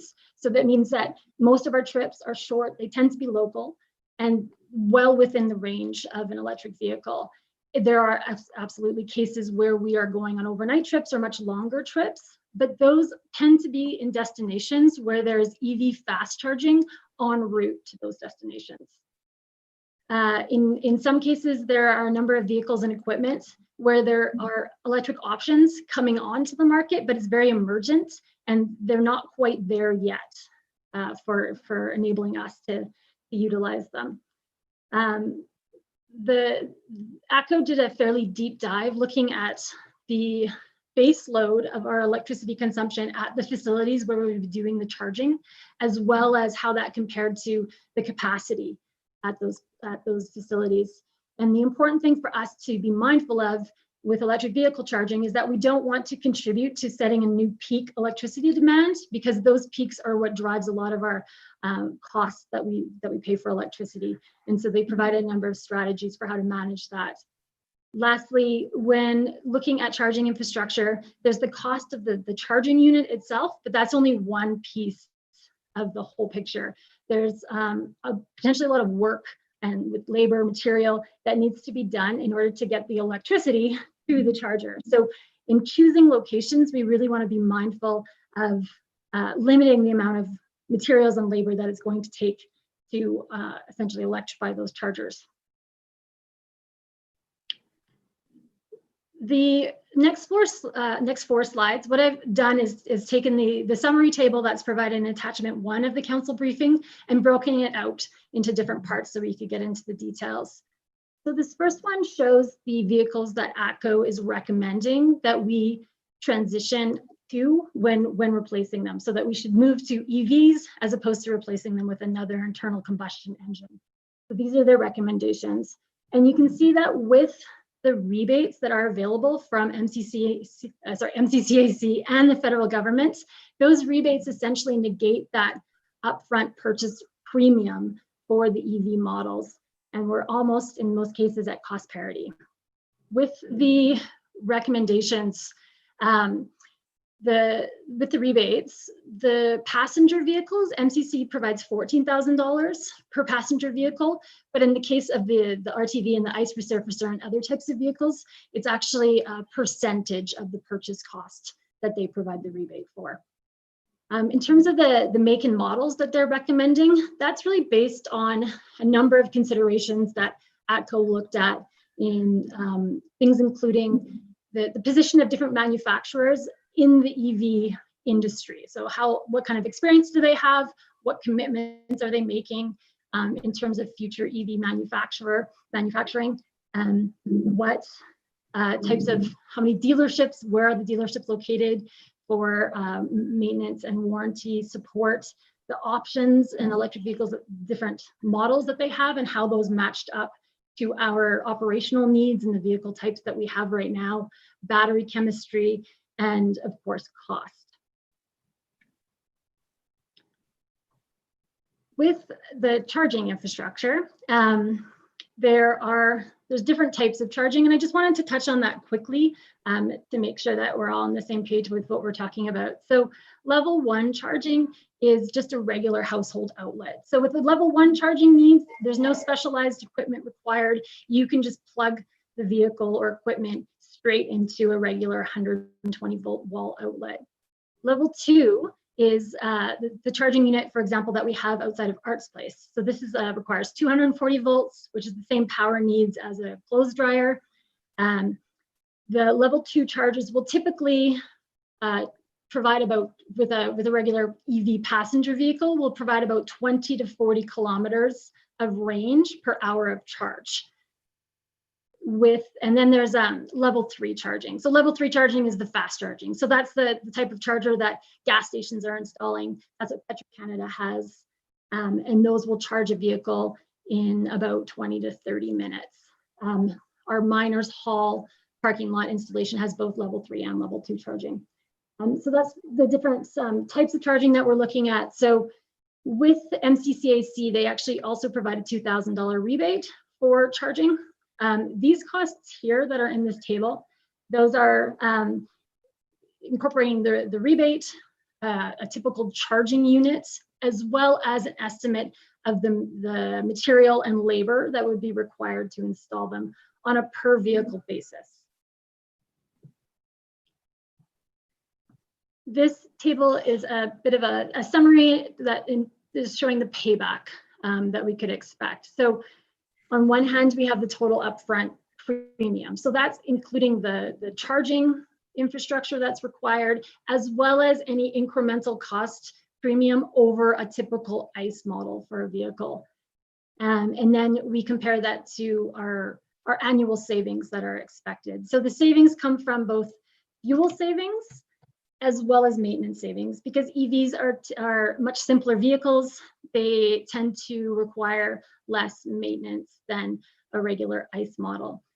So in the case of these vehicles that ATCO is recommending, worst case scenario, the payback is about 2 years. And then after that, we would have year over year cost savings from fuel and maintenance savings for the lifetime of that vehicle. With the GHG reduction, or the greenhouse gas reduction that we would expect, those are calculated based on the electrical grid as it is now and projected to be, for the next couple years. The grid is getting cleaner over time out to 2030 because of the transition away from coal-fired electricity or coal-fired generation.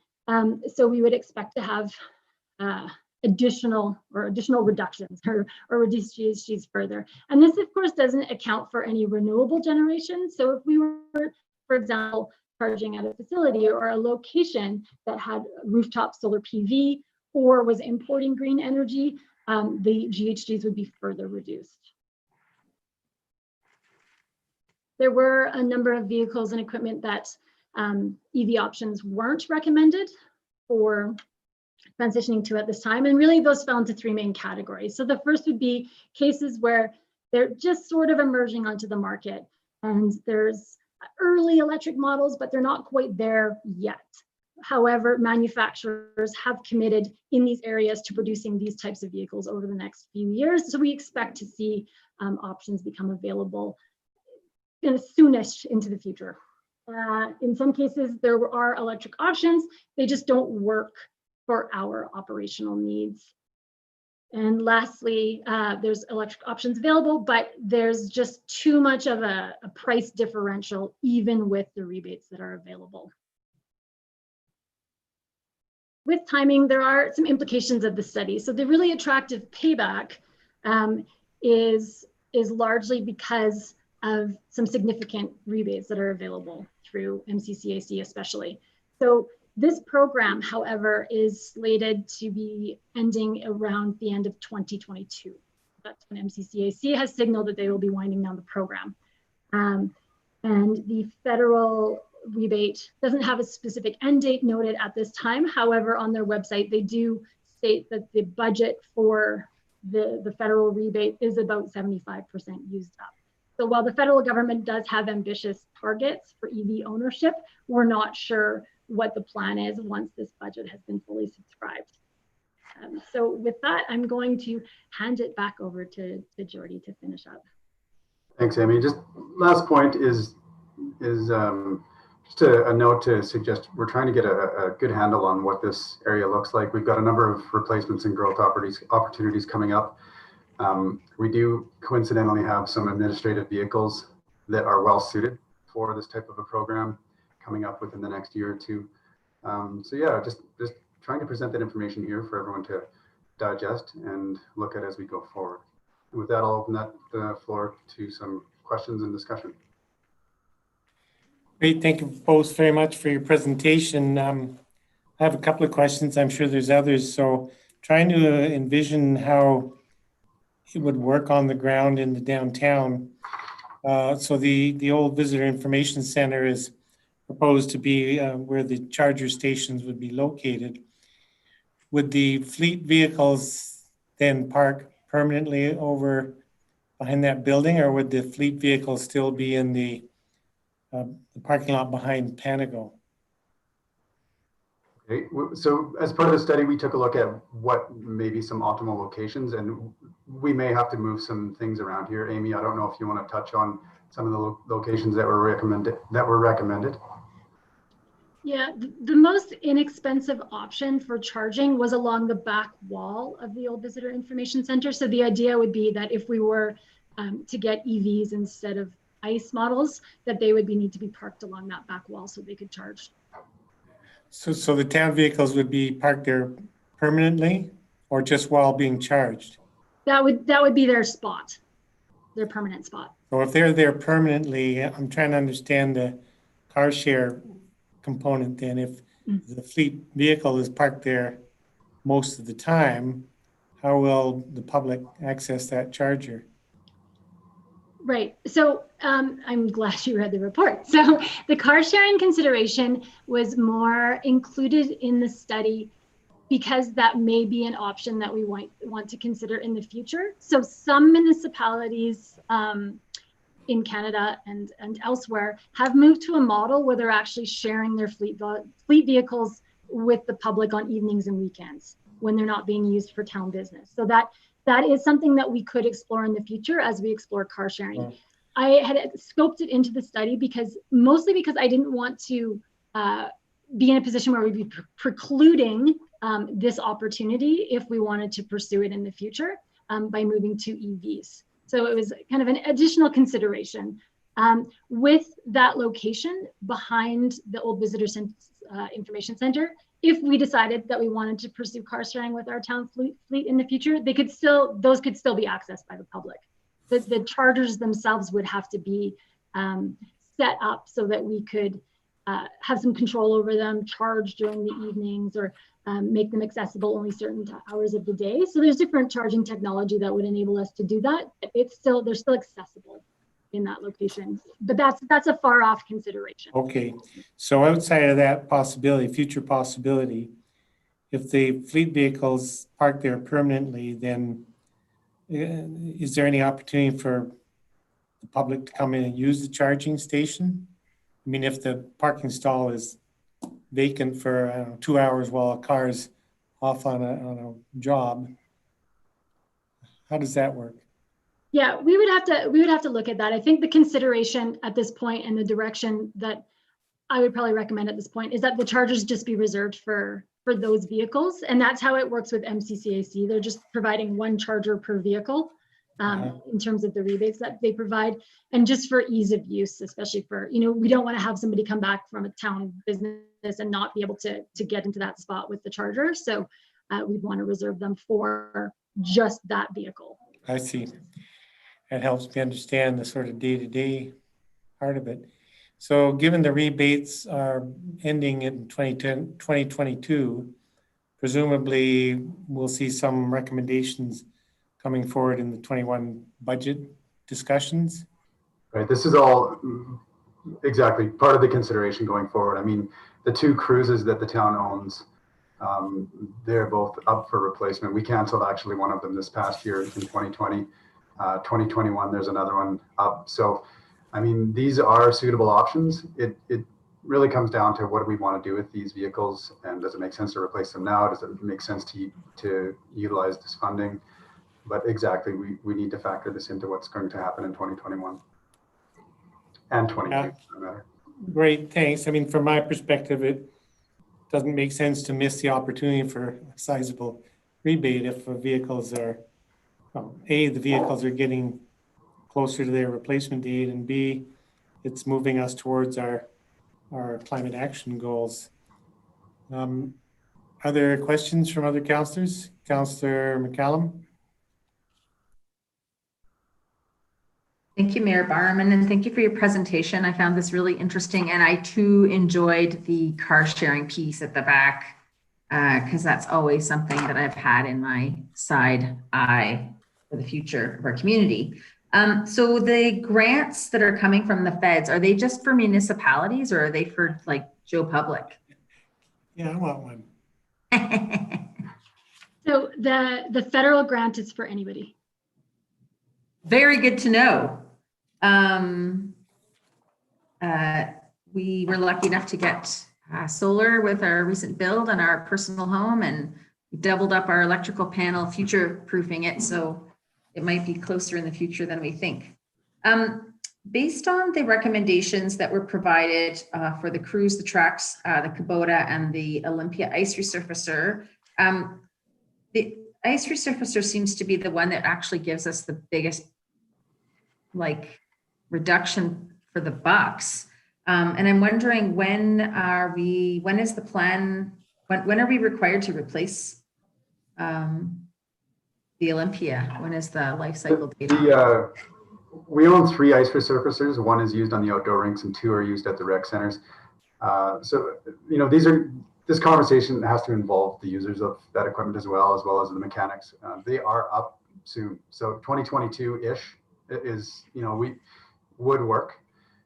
Again, with a number of budget considerations going on at the moment, that being one of them, and some discussions around whether or not we want to extend the useful life of these pieces of equipment, are all things that we need to discuss. So they are coming up. One of them is coming up relatively soon. I was just thinking, I guess, when the report speaks about sort of this leading by example opportunity that we have, and so if people see them more, I think that, a Zamboni is a fairly heavy duty piece of equipment.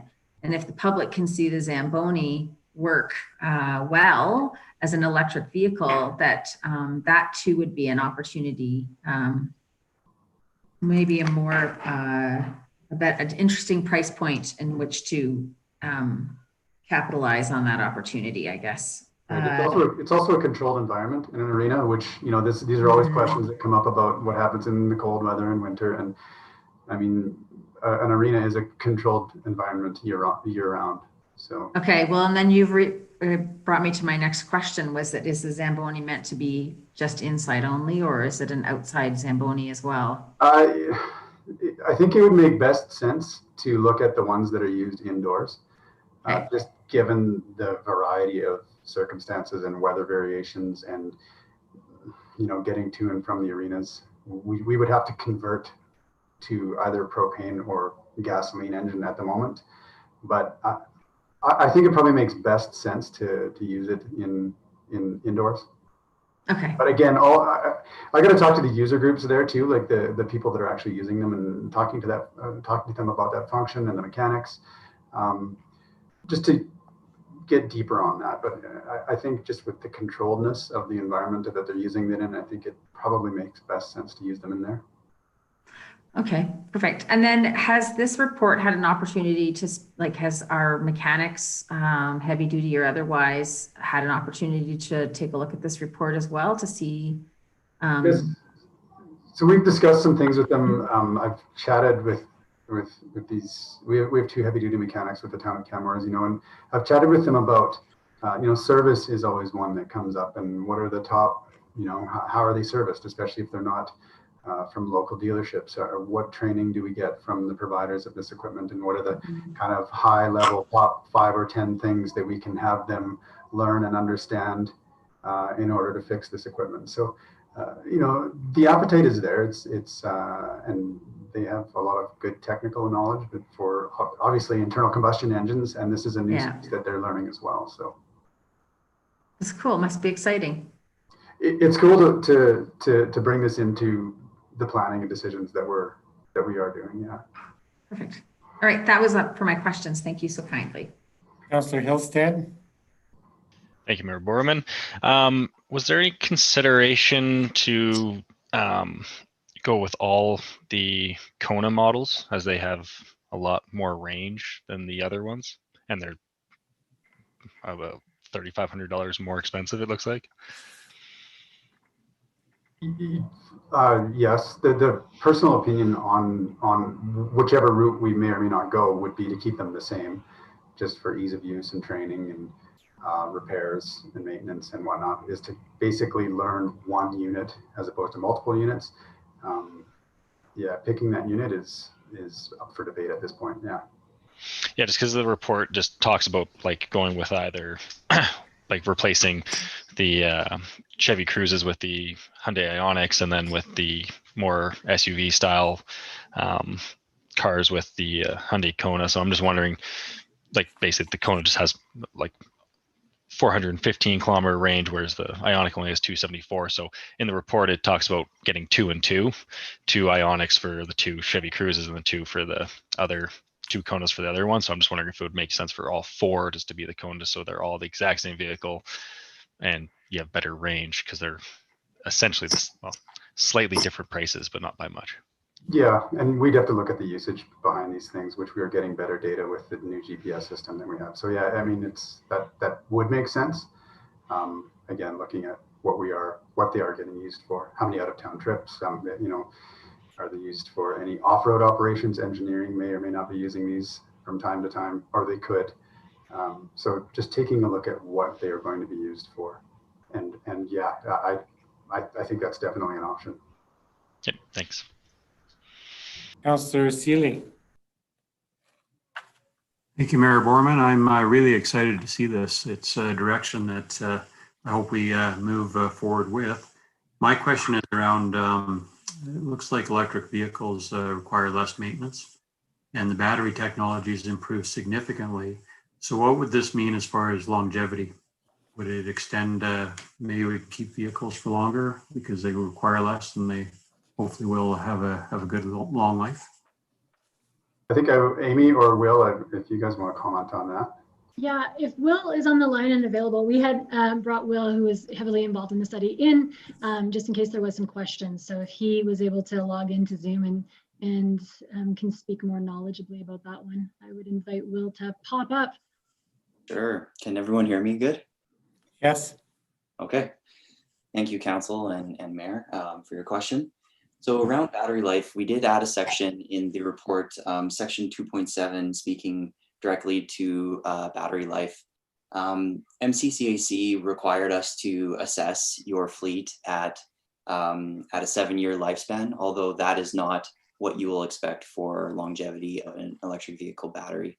The technology has made leaps and bounds in recent years, and what we really have is a fleet of vehicles from 2010 where we have the really hard data on longevity, and those vehicles are showing about a 10 to 20% permanent range reduction, which actually, if your fleet experienced that, it would still meet its 95% of its daily requirements.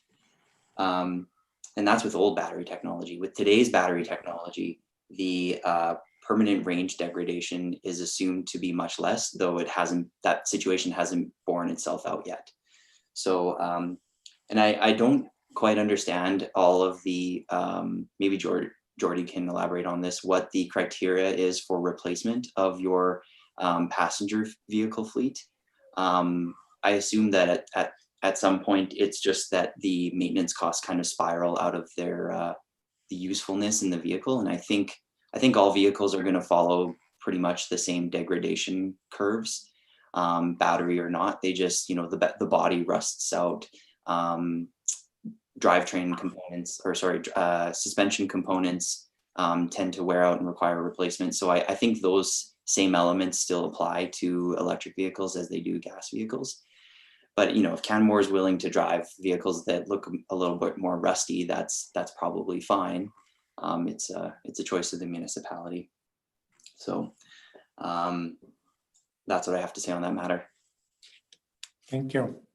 Thanks. Are there other questions at this time? Seeing none, thank you all for this very interesting presentation and for the report itself to echo. Thanks for the It's opportunity. a very detailed report. Took a while to plow through it and really grab a hold of it. I'll look forward to seeing some outcomes from this study presented during the budget discussions. And this certainly this report and the information will help council significantly in making decisions on fleet replacement. So important work, and thanks for taking it on. Thank you. Thank you. This time we could move on, or we could take a short break. Councillor Hillstead has to take a quick run to pick up his daughter on bus. So, and then is that pretty soon now, Councillor? Yeah, the bus has been a bit sporadic, so it kind of shows up in between 3:18 and 3:27. So Okay. soonish. So, what's council's preference? Move on with item D4, the fire rescue peak staffing, or take a short break? Time out? Well, do we want to go till 3:15 and then you can go? I was thinking that. That's only 6 or 7 minutes. So I don't know. Sorry. Oh, yeah, I thought it was 3 o'clock. I can guarantee Chief Gaylor won't be done by 3:15. Yes, no. And there'll be all the questions we have. So let's take 10 minutes. No, it's because there's a lot to say. Yes, there is. Let's take 10 minutes now then and come back at, well, that's 12 minutes at 3:20. Work for everybody? Yeah. Okay.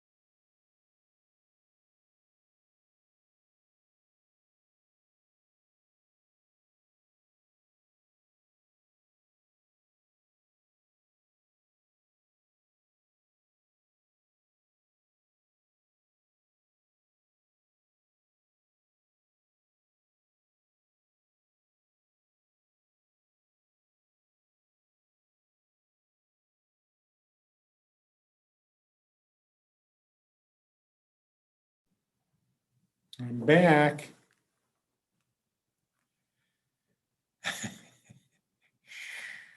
Everybody remember the movie The Shining? Remember Johnny? No, I'm back. no. Just Great. like you, John, you're back. Yeah. Oh, there's the chief. Hi, We're chief. still live, John. We're still live. Yeah. Still live. Okay. Well, we're not in session. I haven't called the meeting back to order yet. And I do remember that movie very well. Great movie. Okay, Councillor Hillstead's off picking up his daughter at the bus, I reckon. So I'll call the meeting back to order. And we'll welcome Chief Gowler to the Committee of the Whole meeting to talk about the Fire Rescue Peak Staffing Review for 2020. Chief? Perfect. Thank you very much, Mayor and Council. And thank you for giving me a few minutes to report on the peak staffing this year. Very quickly though, the last presentation I thought was very interesting, and we have a vehicle coming due for next year, a Kubota, that we've already investigated the electric vehicle option, and we're working closely with Jordy and Amy to see if that will be a good fit for the town, and we think it might be. So very excited about that, and if we can get a little bit of federal grant funding thrown in there, I think that's a win all the way around. So but yeah, it's an interesting bit. So, but on to the peak staffing bit. I didn't have a PowerPoint. I just wanted really a conversation. What I'm going to do is screen share the report itself, and we'll clip the mountaintops of it. And then I'd like to share a few charts on where we at right now and how it went all together. Now, let me just see if I can get this correct. And there we go. I trust that you now have my screen. Yes, so we wrapped up the peak staffing for 2020. In a nutshell, we felt it was very successful. And just as a reminder to Council, the primary goals of the peak staffing strategies for the last 2 years now was to improve turnout times and the corresponding response times, reduce the load on the paid response firefighters, and reduce the frequency and difficulty of paid response firefighters getting to the fire hall during those really busy summer months. Now, as you may remember, I appeared before you, I believe in March, April, with the request within our existing budget to stretch the peak staffing from roughly April through till September as a COVID measure. And the idea was to reduce the amount of times when staff were coming to the fire hall and thus reducing the vectors, the amount of ways there could be transmission. That worked very, very well. So knock on wood, so far we have not had a confirmed case or any lost time due to illness, which is really excellent. One tweak we did for the peak staffing this year is that we staffed the fire truck 24/7 with 3 firefighters. Now, I might remind you that is slightly less than the recommended 4, but given our response footprint and how we were responding, we felt it was a safe risk to take, and I'm happy to report it was quite successful. Some of the findings that our staff brought back to us, the number one really is that really positive effect of being able to respond immediately. My expectation is the truck is rolling within 90 to 100 seconds of receipt of the call notification, the 911 notification, and that was by and large adhered to, which I'll show you through some charts shortly. We did notice a few really quick fire stops because of that really quick response. Fires were unable to grab a hold, and we were able to effect really quick knockdowns. One of my favorite anecdotes was only about 3 weeks ago in a condominium complex near my house, actually, where we were able to respond in under 2.5 minutes and put out a kitchen fire that was already venting out the balcony windows. So that was really down to that quick response piece. And staff are really, really keen on that. Over and above having their colleagues around, they understand the value of providing that immediate service. With the extra staff and station, we're able to improve the maintenance of the fire apparatus and the station itself, able to increase our support for capacities around programs and projects, and expanding on-duty training initiatives. So that's some of the really big wins out of the program, and it really gave our paid response community firefighters a little bit of a break through those months. As further in the report shows, we're asking a lot of these folks, and it's going up year over year. And I have a couple of charts to sort of illustrate that part. And again, the big takeaway from the COVID piece is that by reducing the amount of in and outs of the hall, particularly through that first wave, we were able to get a handle on really good healthcare protocols. We have very rigid healthcare protocols in the station and out of the station, and it gave us a chance to build those protocols. Now that we're back into our normal staffing, of course, our general pages have gone up quite substantially, and we're seeing our folks come back, but we've got a lot of protocols in place to help mitigate some of that risk. So in a nutshell, we were very happy with how it went. We appear to be on or under budget as far as staffing, with some really creative shell games within the budget itself. So that's a really positive bit there. I'm going to come back to the charts. Don't worry there. You don't want to be telling council you were playing shell games with the budget. Yeah, that was probably a really poor language. I worked within council approved budget in very appropriate way. How's that? Great, much better. I believe Sally's cringing at the moment, but it's all good. Trust me, it's good, sir. This is a quick illustration of the general pages per community, and this is really why the peak staffing protocol has really helped our community firefighters. The way we're structured right now and our call volumes, we're really seeing a lot of general pages year over year, and some comparators to our surrounding communities just sort of reminds us of that. So that was an interesting piece. Some quick recommendations right off the bat before we go to the charts. For 2021, we really would recommend moving ahead with the peak staffing again. And if possible, and this will be worked through the budget process with our team and of course our senior management team and our guidance from them, if we could actually expand that project to cover as much of the year as possible, we will get all those benefits and those safety margins that come with that. At some point in the future, I really do believe that those positions need to be converted into full-time positions and work towards the ultimate goal of staffing that apparatus to the appropriate 4 persons per fire truck 24/7.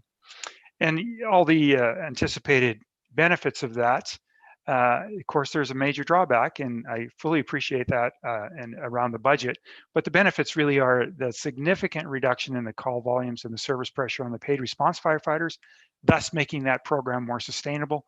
The response times, of course, they just really, really go down, and that has a positive effect on outcomes on fire, rescue, motor vehicle accidents, all those types of calls that a full truck goes to.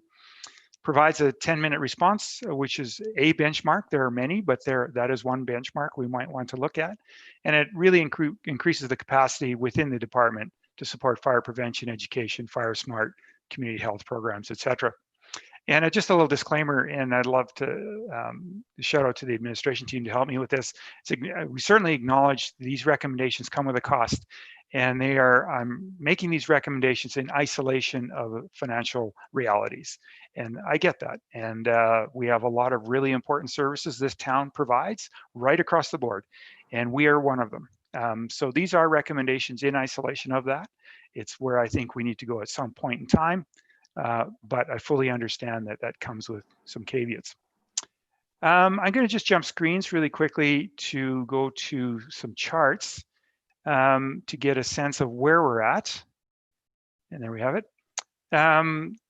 If you're wondering where we are with the general call volumes and how it relates to COVID, which is really interesting. The yellow line is 2019, the red line is 2020. When the pandemic sort of hit, air quote, around February, we did see a reduction in calls. But you'll notice that it tracks quite similarly to last year, but not that much lower. Our particular community did not see a huge crash in call volumes unlike others. I put a lot of that down to visitorship. As we all know, folks really want to come here, and we were certainly at or oversubscribed all summer. When things warmed up and people really started to come out, you'll really see that spike in July. In August, we set a record call volume for a month. Canmore Fire, town of Canmore, has never seen a month that busy. It is an across the board increase. There is no one thing I can point to and say, wow, that's it. There was an uptick a little bit on fires, especially around kitchen fires, and we put that again down to second homeowners spending more time. A lot of the short-term rentals were filling then. A little uptick on motor vehicle accidents, a little uptick on. We did definitely see an uptick on rescue calls within our municipality and helping Kananaskis Public Safety, but even within the municipality. Young man falls off bike. Lots and lots of those calls. So then I wondered, September, October, what's that looking like? Well, September was substantially over last year, even with the COVID. And October is a dashed line there because the final numbers obviously for the month aren't in, but we are going to exceed last October by quite a bit. So that's what's happening in the overall call volume. And where it really affects the peak staffing piece is the general pages, where we're reaching into the community and getting our part-time firefighters to respond to the call. The sort of blue shaded area is the council approved peak staffing protocol there. And we were able to really drive the general pages down about 50–60% lower than normal. And one would have expected that in August as well, because we had that peak staffing protocol, but the call volume was so high, the general pages came up with it. Now, what we're seeing as we've come out of our peak staffing protocol and into September and October is the September numbers were higher than 2019, even with the protocols in place, the COVID situation ongoing. And again, the dashed line shows that October is on track to be actually near a record level for October. We're quite busy. For example, our crews were out twice today, once for a gas leak and once for a blown water line. So it's steady, Trust me, we're not looking for the work, but it's finding us. So that gives a sense of what's happening on the call volumes. Now, you may be wondering what happened while we were in the peak staffing with our response times. So at the 90th percentile, and I just as a reminder, it's a very exacting standard. That means only 10% of events would be over the standard, if that. And if the dashed line there represents a 10-minute response time, when we went into peak staffing, we got down at or below that 10-minute response line while we had the truck staffed with the 3. And that just means the truck left immediately and was able to hit almost all points of the developed town in at or under 10 minutes. Now, I don't have September in there yet. I will be adding that and forwarding that to Sally within a few days, but you will see that red line take off up again because we're back into the general page protocol. But while we had the 3 on the truck, which again, just as a quick reminder, it's a bare minimum, we make it work, but it's thin. We are able to provide that level of service to our community. The turnout times, which is the amount of time it takes the truck to leave the station. While we're waiting for our community firefighters to respond to the station, we average anywhere between 11 and 14 and a half minutes before the truck is crewed and ready to go. When we have people in the station, the truck leaves immediately. Now you notice I ask for the total turnout of 90 seconds, 1 minute 30. We're slightly over that. We're about 220 at the 90th percentile. We're looking at strategies when we have the staff to drive that down even a little bit more, take off those last 20 seconds. But there's a few geographic challenges within the station that we're facing because of that. Those are what the numbers look like. And that's just a sort of a really high level overview. Let me just stop that share right now. We can happy to jump back to any of that should you care to. And in a nutshell, my recommendation is continue with the peak staffing, working with the senior administration to see how far we can stretch the budget to cover even more of the calendar year, really reducing those general pages for our community firefighters, because frankly, it's unsustainable to ask the people to turn out that often, year in, year out. And yeah, happy to take any questions on the whole program. Thanks very much for a very detailed report or review. I assume, in reading between the lines in your report, I assume that paid responders have been quite happy with the reduced call volumes through the summer months, at least through the period of time that we had 3 firefighters in the hall at all times. And yet you noted the still paged out all the paid responders for fire events, gas leaks, motor vehicle accidents. So for the 2020 peak staffing strategy, we still paged out all the paid response members. But most of the time that wasn't required, or it was required. So when we're in the very first part of the answer, absolutely, Mayor. I believe the paid responders appreciated that break because it's a high call volume, and frankly, a lot of them really are service calls that can be managed with 3, 4, or 5 personnel in that range. So quite often we'd have a good healthy turnout of our paid response firefighters. And there's not a lot of active work to do. When we're in that peak staffing protocol, we're paging the paid responders when we really need them. So it's a working fire, it's a working motor vehicle incident. It's something meaningful. And we found, interestingly enough, I do have all those charts, I'm happy to share them. The turnouts for fire from April through to September's has been good. I have no worries about that. When we have a working fire, we've got a good, strong response for folks to come out. Same with motor vehicle accidents, etc. Where we really find the fatigue is those day in, day out, work-a-day calls. We need 3 or 4 people to mitigate them, but they're happening once, twice, 3 times a day. Folks just can't drop everything at work and attend those. They're just not manageable. And the risk management piece is that occasionally it's a significant event when you get there, and we have to be prepared for that, which is why we won't attend with any less than 3, and 4 is optimal. If that covers some of your question. I guess you've pretty much indicated, and I guess hearing from you that the morale amongst paid responses is now quite high, continues to be quite high.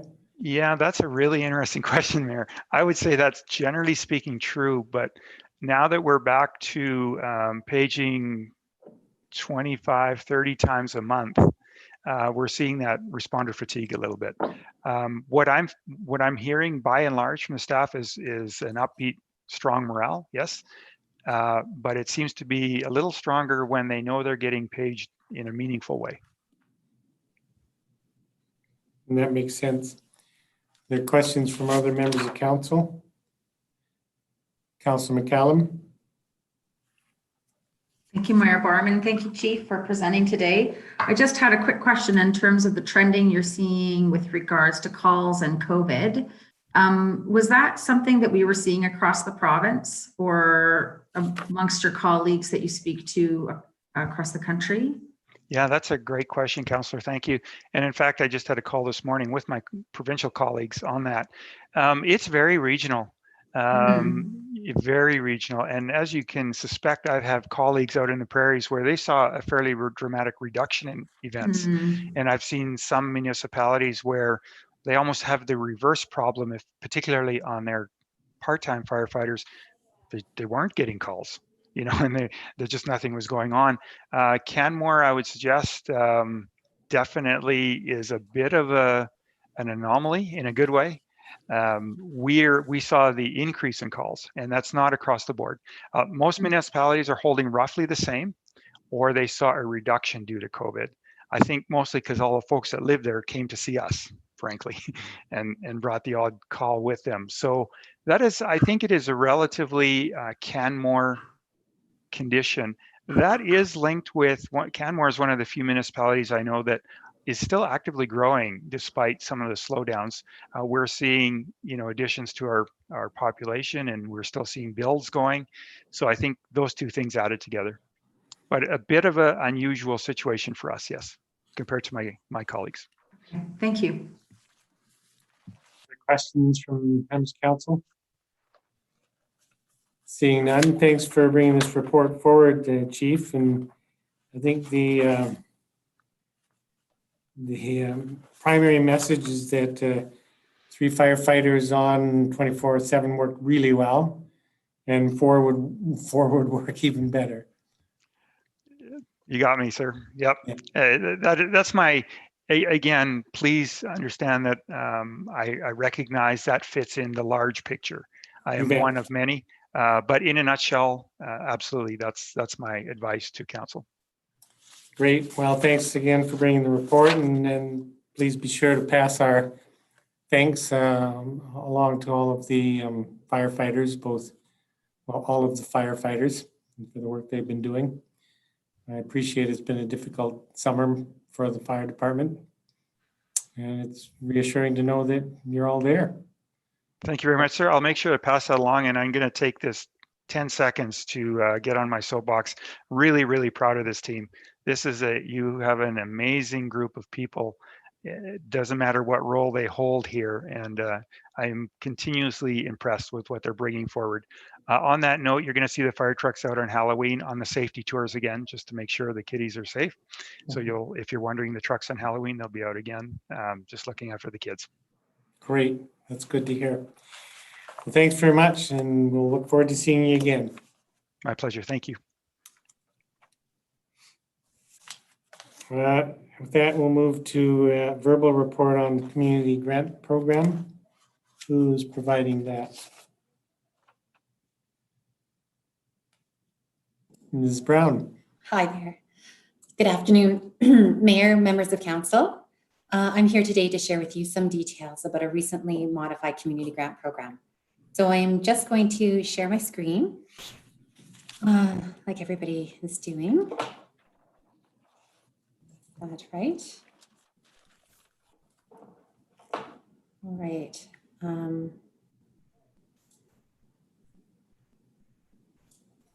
Okay, can you see that okay?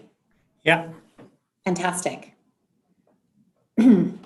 All right, so just here to share with you some details about the community relief grant, and please feel free to ask questions throughout the presentation, especially if you need clarification. So in June, just gonna move something over here. My apologies. So in June, Arts and Events conducted a survey to examine how nonprofits and community organizations were impacted by the COVID-19 pandemic. And like our local businesses, many of our nonprofits struggled with providing services and programs, and many experienced significant economic loss. When organizations were asked to rank how they expect their financial impact, how they expect to be financially impacted by COVID-19, 47% of respondents expected to be severely impacted, and over 80% expected to be at least moderately impacted. We also know that nonprofits also have a very trim budget. So although some nonprofits had an operating reserve to help them weather difficult economic times, over 35% of nonprofits who responded to the survey had no operational reserve. In addition, 90% of respondents stated that their revenue decreased because of COVID-19. Based on the survey information and the conversations we've been having with community organizations, it was clear that Canmore's community organizations needed some support, but they needed a different kind of support than what we typically offer through the community grant program. Typically, the community grant programs fund projects related to new initiatives and community events. The grant does not fund ongoing operational costs. This year, however, as a result of COVID-19, organizations needed operational support. The Community Relief Grant will provide eligible nonprofits and community organizations with a one-time financial contribution of up to $5,000. Funding will support programs and services and/or events and have a focus on sport, recreation, parks, arts, culture, social services, and the environment. To be eligible, community organizations and nonprofits must have operated before January 1st, 2019. They must demonstrate that they were in good financial standing in 2019 prior to the pandemic. They need to have experienced an operational deficit in 2020 from either decreased revenue or increased COVID-19 related expenses.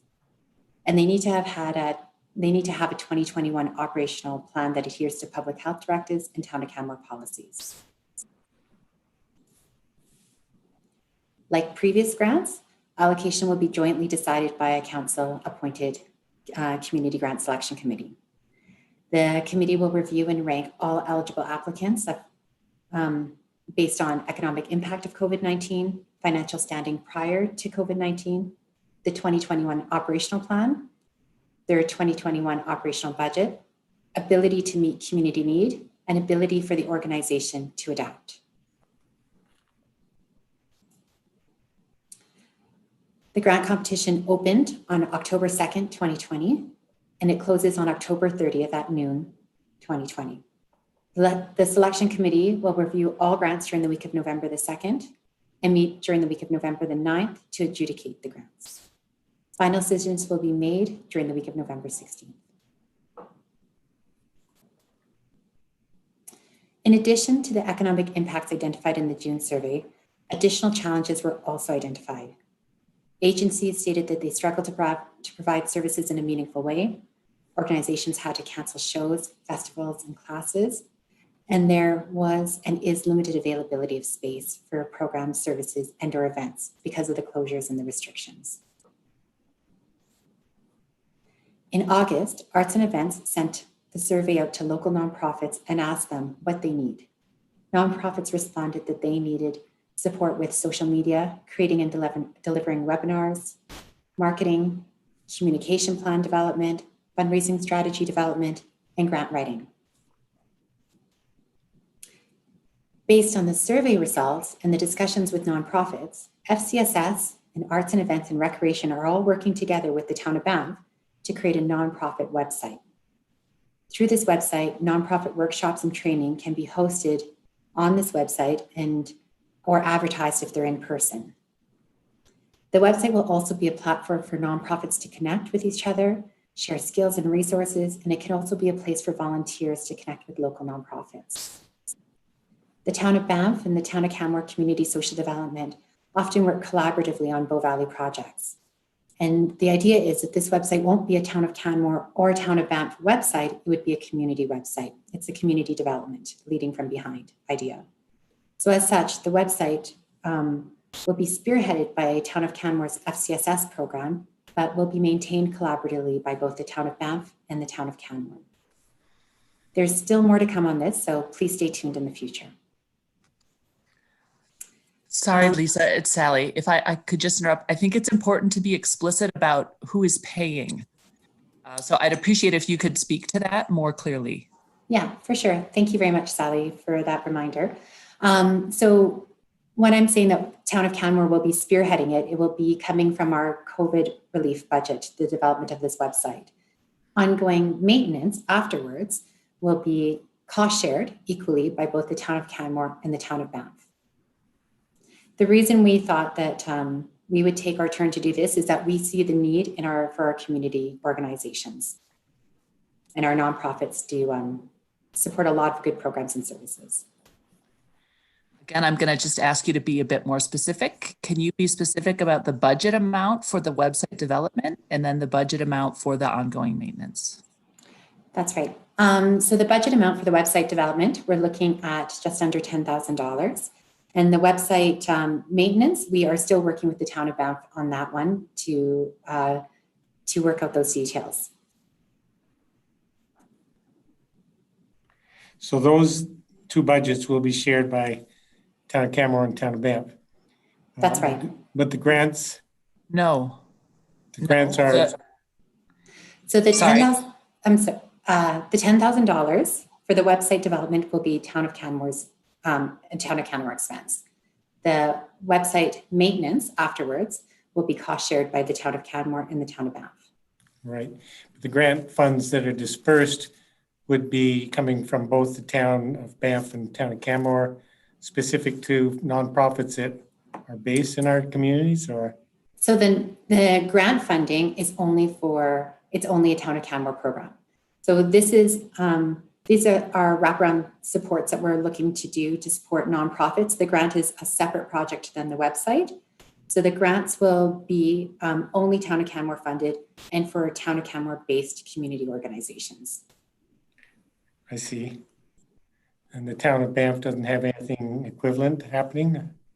They have a small granting program as well for their community organizations. I believe it's already closed.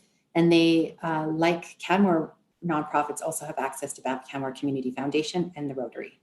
Mm-hmm. Okay, now does this program take the place of the old community grant program, or is that going to run in parallel? No, we are not running the community grant program this year. So this is in replacement of the community grant program. So that program was put on hold because of the pandemic, and then we're starting this program in response to the pandemic. Great. And in the survey that you referenced, are you able to give any sense of scale of the nonprofits that responded to the survey? I mean, there's very small nonprofits and there's very large nonprofits. Did you hear from the whole spectrum? We heard from a spectrum between environment, arts and events, and social services. We sent it out to 85 nonprofits and 56 responded. And did you have a sense of is the need predominantly amongst the smaller 1 or 2 person nonprofits, or is that not the case?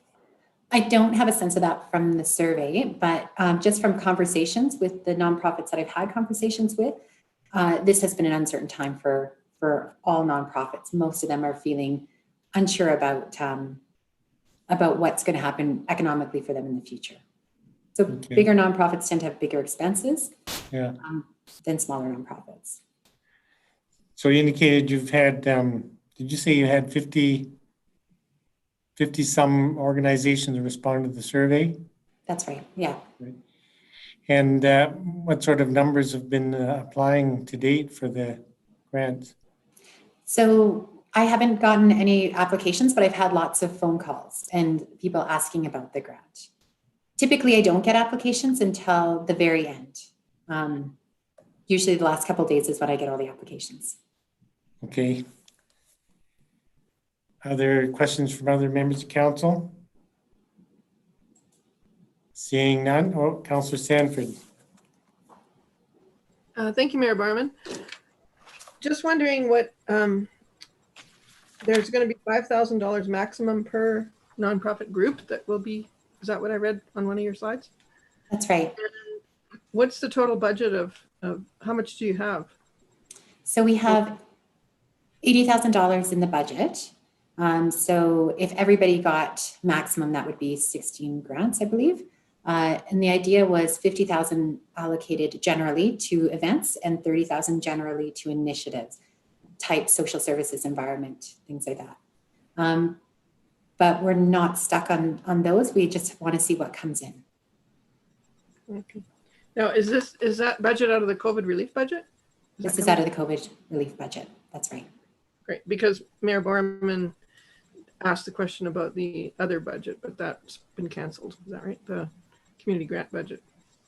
That's right. The community grant budget was, canceled. Okay. Thank you. Are there any other questions this time? Seeing none, thanks very much for bringing that report, Ms. Brown, and for the ongoing work you're doing to help the community weather this storm. And I just had one more quick thing I wanted to show you, if that's okay. And it's called a community cares slide. So I'm just going to stop sharing this screen for a second and share a different one. Sorry about my poor Zoom. All right, so what I wanted to share with you was an exciting project that FCSS is currently about to launch in November. And you might have seen it in my service area report. And it's we originally called it a community cares card, and now we're calling it a community support card. And this card will be delivered as a flyer. Oh, I'm sorry, can you see the card, by the way? If you could enlarge it a bit, it's small in the middle of your screen. Is it small? Okay. If you could fit the page or something. Yeah. Is that better? Yep, that's better. There we go. Okay, my apologies on that. Yep. So the community support card will be delivered as a flyer to Canmore residents, and it will also be promoted in the newspaper and social media. And we're hoping to launch this program in November. And we know that this is challenging times, and as the weather is getting colder and darker and the days are getting shorter, it's just important for people to know that help is available. And so we created this card as a way to really reach out to people who may have never asked for help before, to know where to go to connect with help. So the front page is just basic information for FCSS, as well as 211. And then the back of the card will be some key contacts for resources.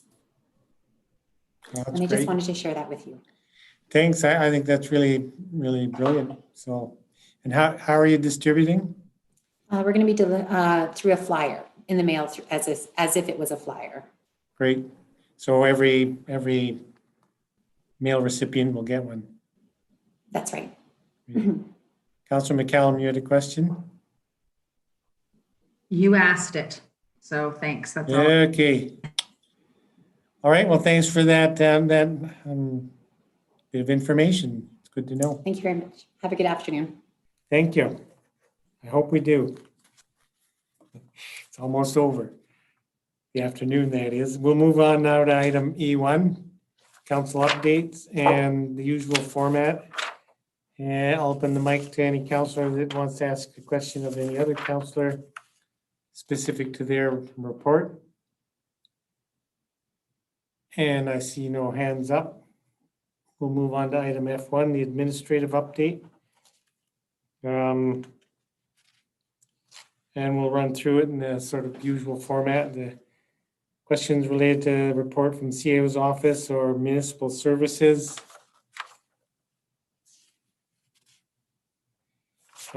Question I have under protective services. First bullet notes that we're currently hiring a community peace officer after a staff member recently left the team. Hope to have the new officer employed by November 9th. When that occurs, would that bring us then to a full complement of active peace officers? Sure would. Great, that's good to hear.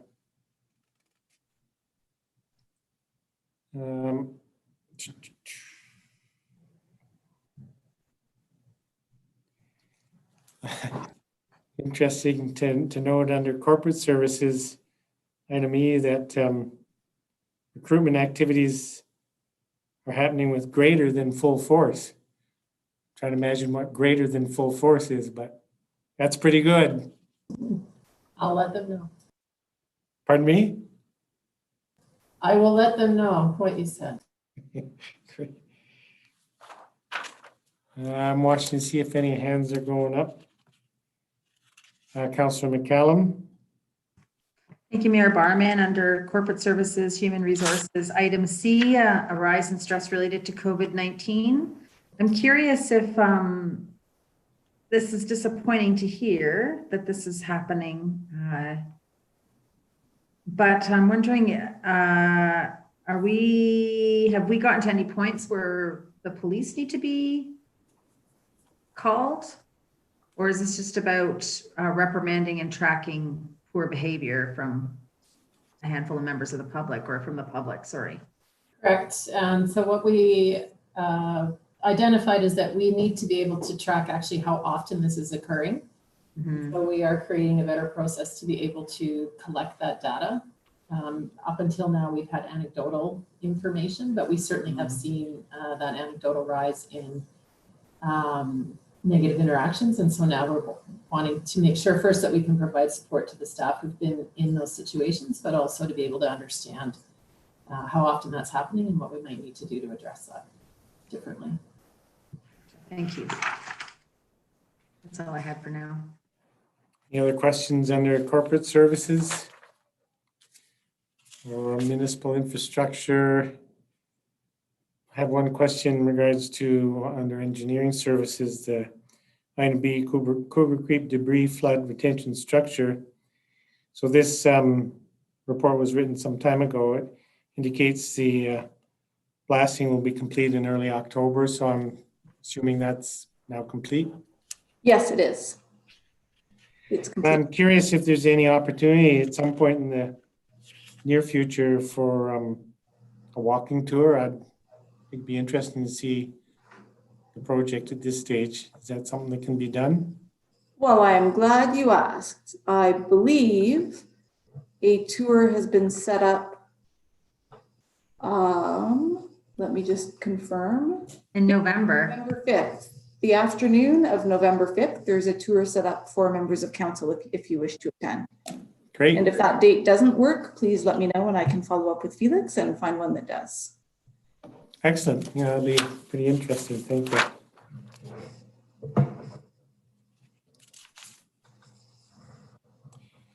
Moving on to Public Works. Under Parks, there was some discussion at Council CAO meeting this morning about the change in priorities that happened recently. So this report on regarding vault washrooms at Elizabeth Rummel Sports Field and other places, the report indicates they'll be closed for the winter, but could you speak to that, Ms. DeSoto? Or I can speak to it if you'd like. Okay, Ms. Smith. Yeah, so the 3 vault washrooms that are listed there are ones that would typically close in the winter season anyways. I've confirmed that with Mr. Camo. They're ones that are more related to playing fields, or at Three Sisters, they're close to the disc golf park. So they're closer to open spaces that are not typically used in the winter and would be closed regardless of the COVID budget.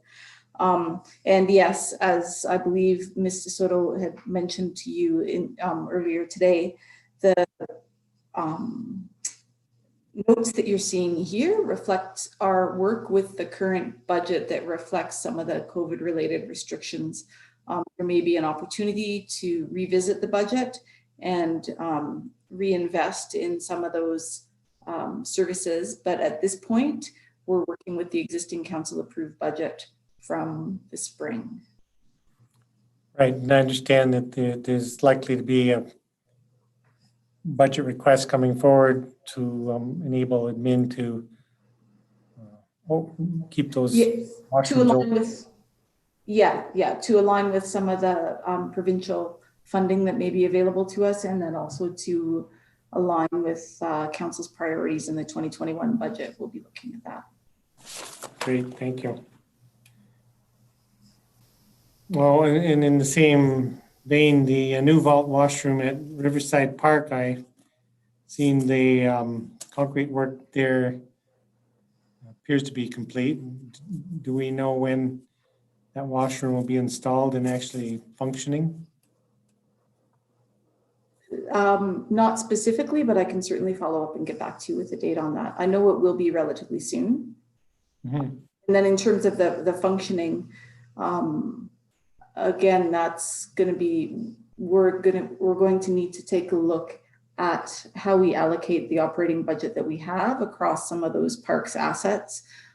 So some of that will likely be contained in budget deliberations and decisions as well. Great. Well, I'm certainly looking forward to that project being complete. It's been several years now. And also looking forward to the budget discussion about operating the washrooms during the winter months. That'll be a good conversation for the council to have and for the community to understand.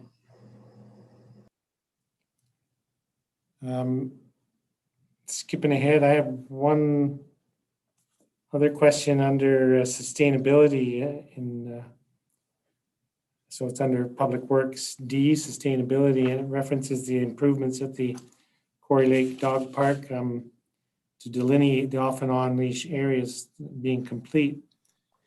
Do you or does anybody know if that work is showing positive movement on the anticipated benefits of reduced off-leash area or reduced off-leash use in the on-leash area? So I did have a conversation with Mr. Camo this morning about that in terms of the signage and the boulders that we've placed to better delineate the on and off leash areas. His comment to me that was at this point, we've had no feedback other than a handful of residents who would prefer that the entire space be off leash in the winter months. But other than that, we have not heard from other users. And he did check in with bylaw services, but just there's some limited availability right now, but either Ms. Cottle or I can get back to you on that. I actually can speak to it now. So Okay, there's limited, there's limited availability this week due to training, but bylaw, since the signage has been up, bylaw has been actively patrolling there. They've done more than a dozen regular patrols and it's part of their regular circuit. So they know that the area is newly signed. Right now, they have been taking an education approach, but they will begin enforcing. What they report finding is that when they are there and in uniform, work spreads quickly through the park and compliance is high.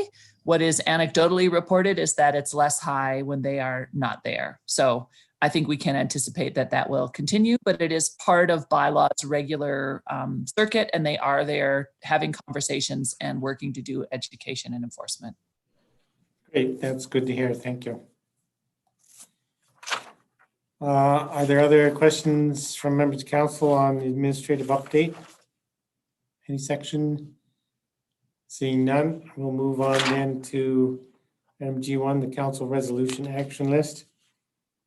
Any questions, comments on that item?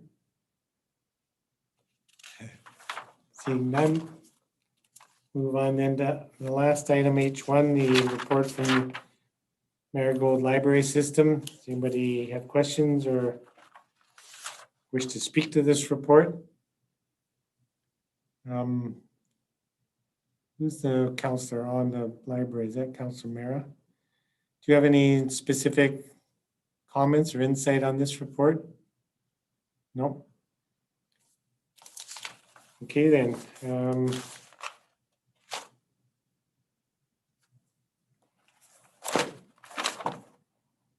I believe that's the end of the agenda, isn't it? If there's nothing more, then I'll move the committee of the whole be adjourned. Those in favor? And we are adjourned.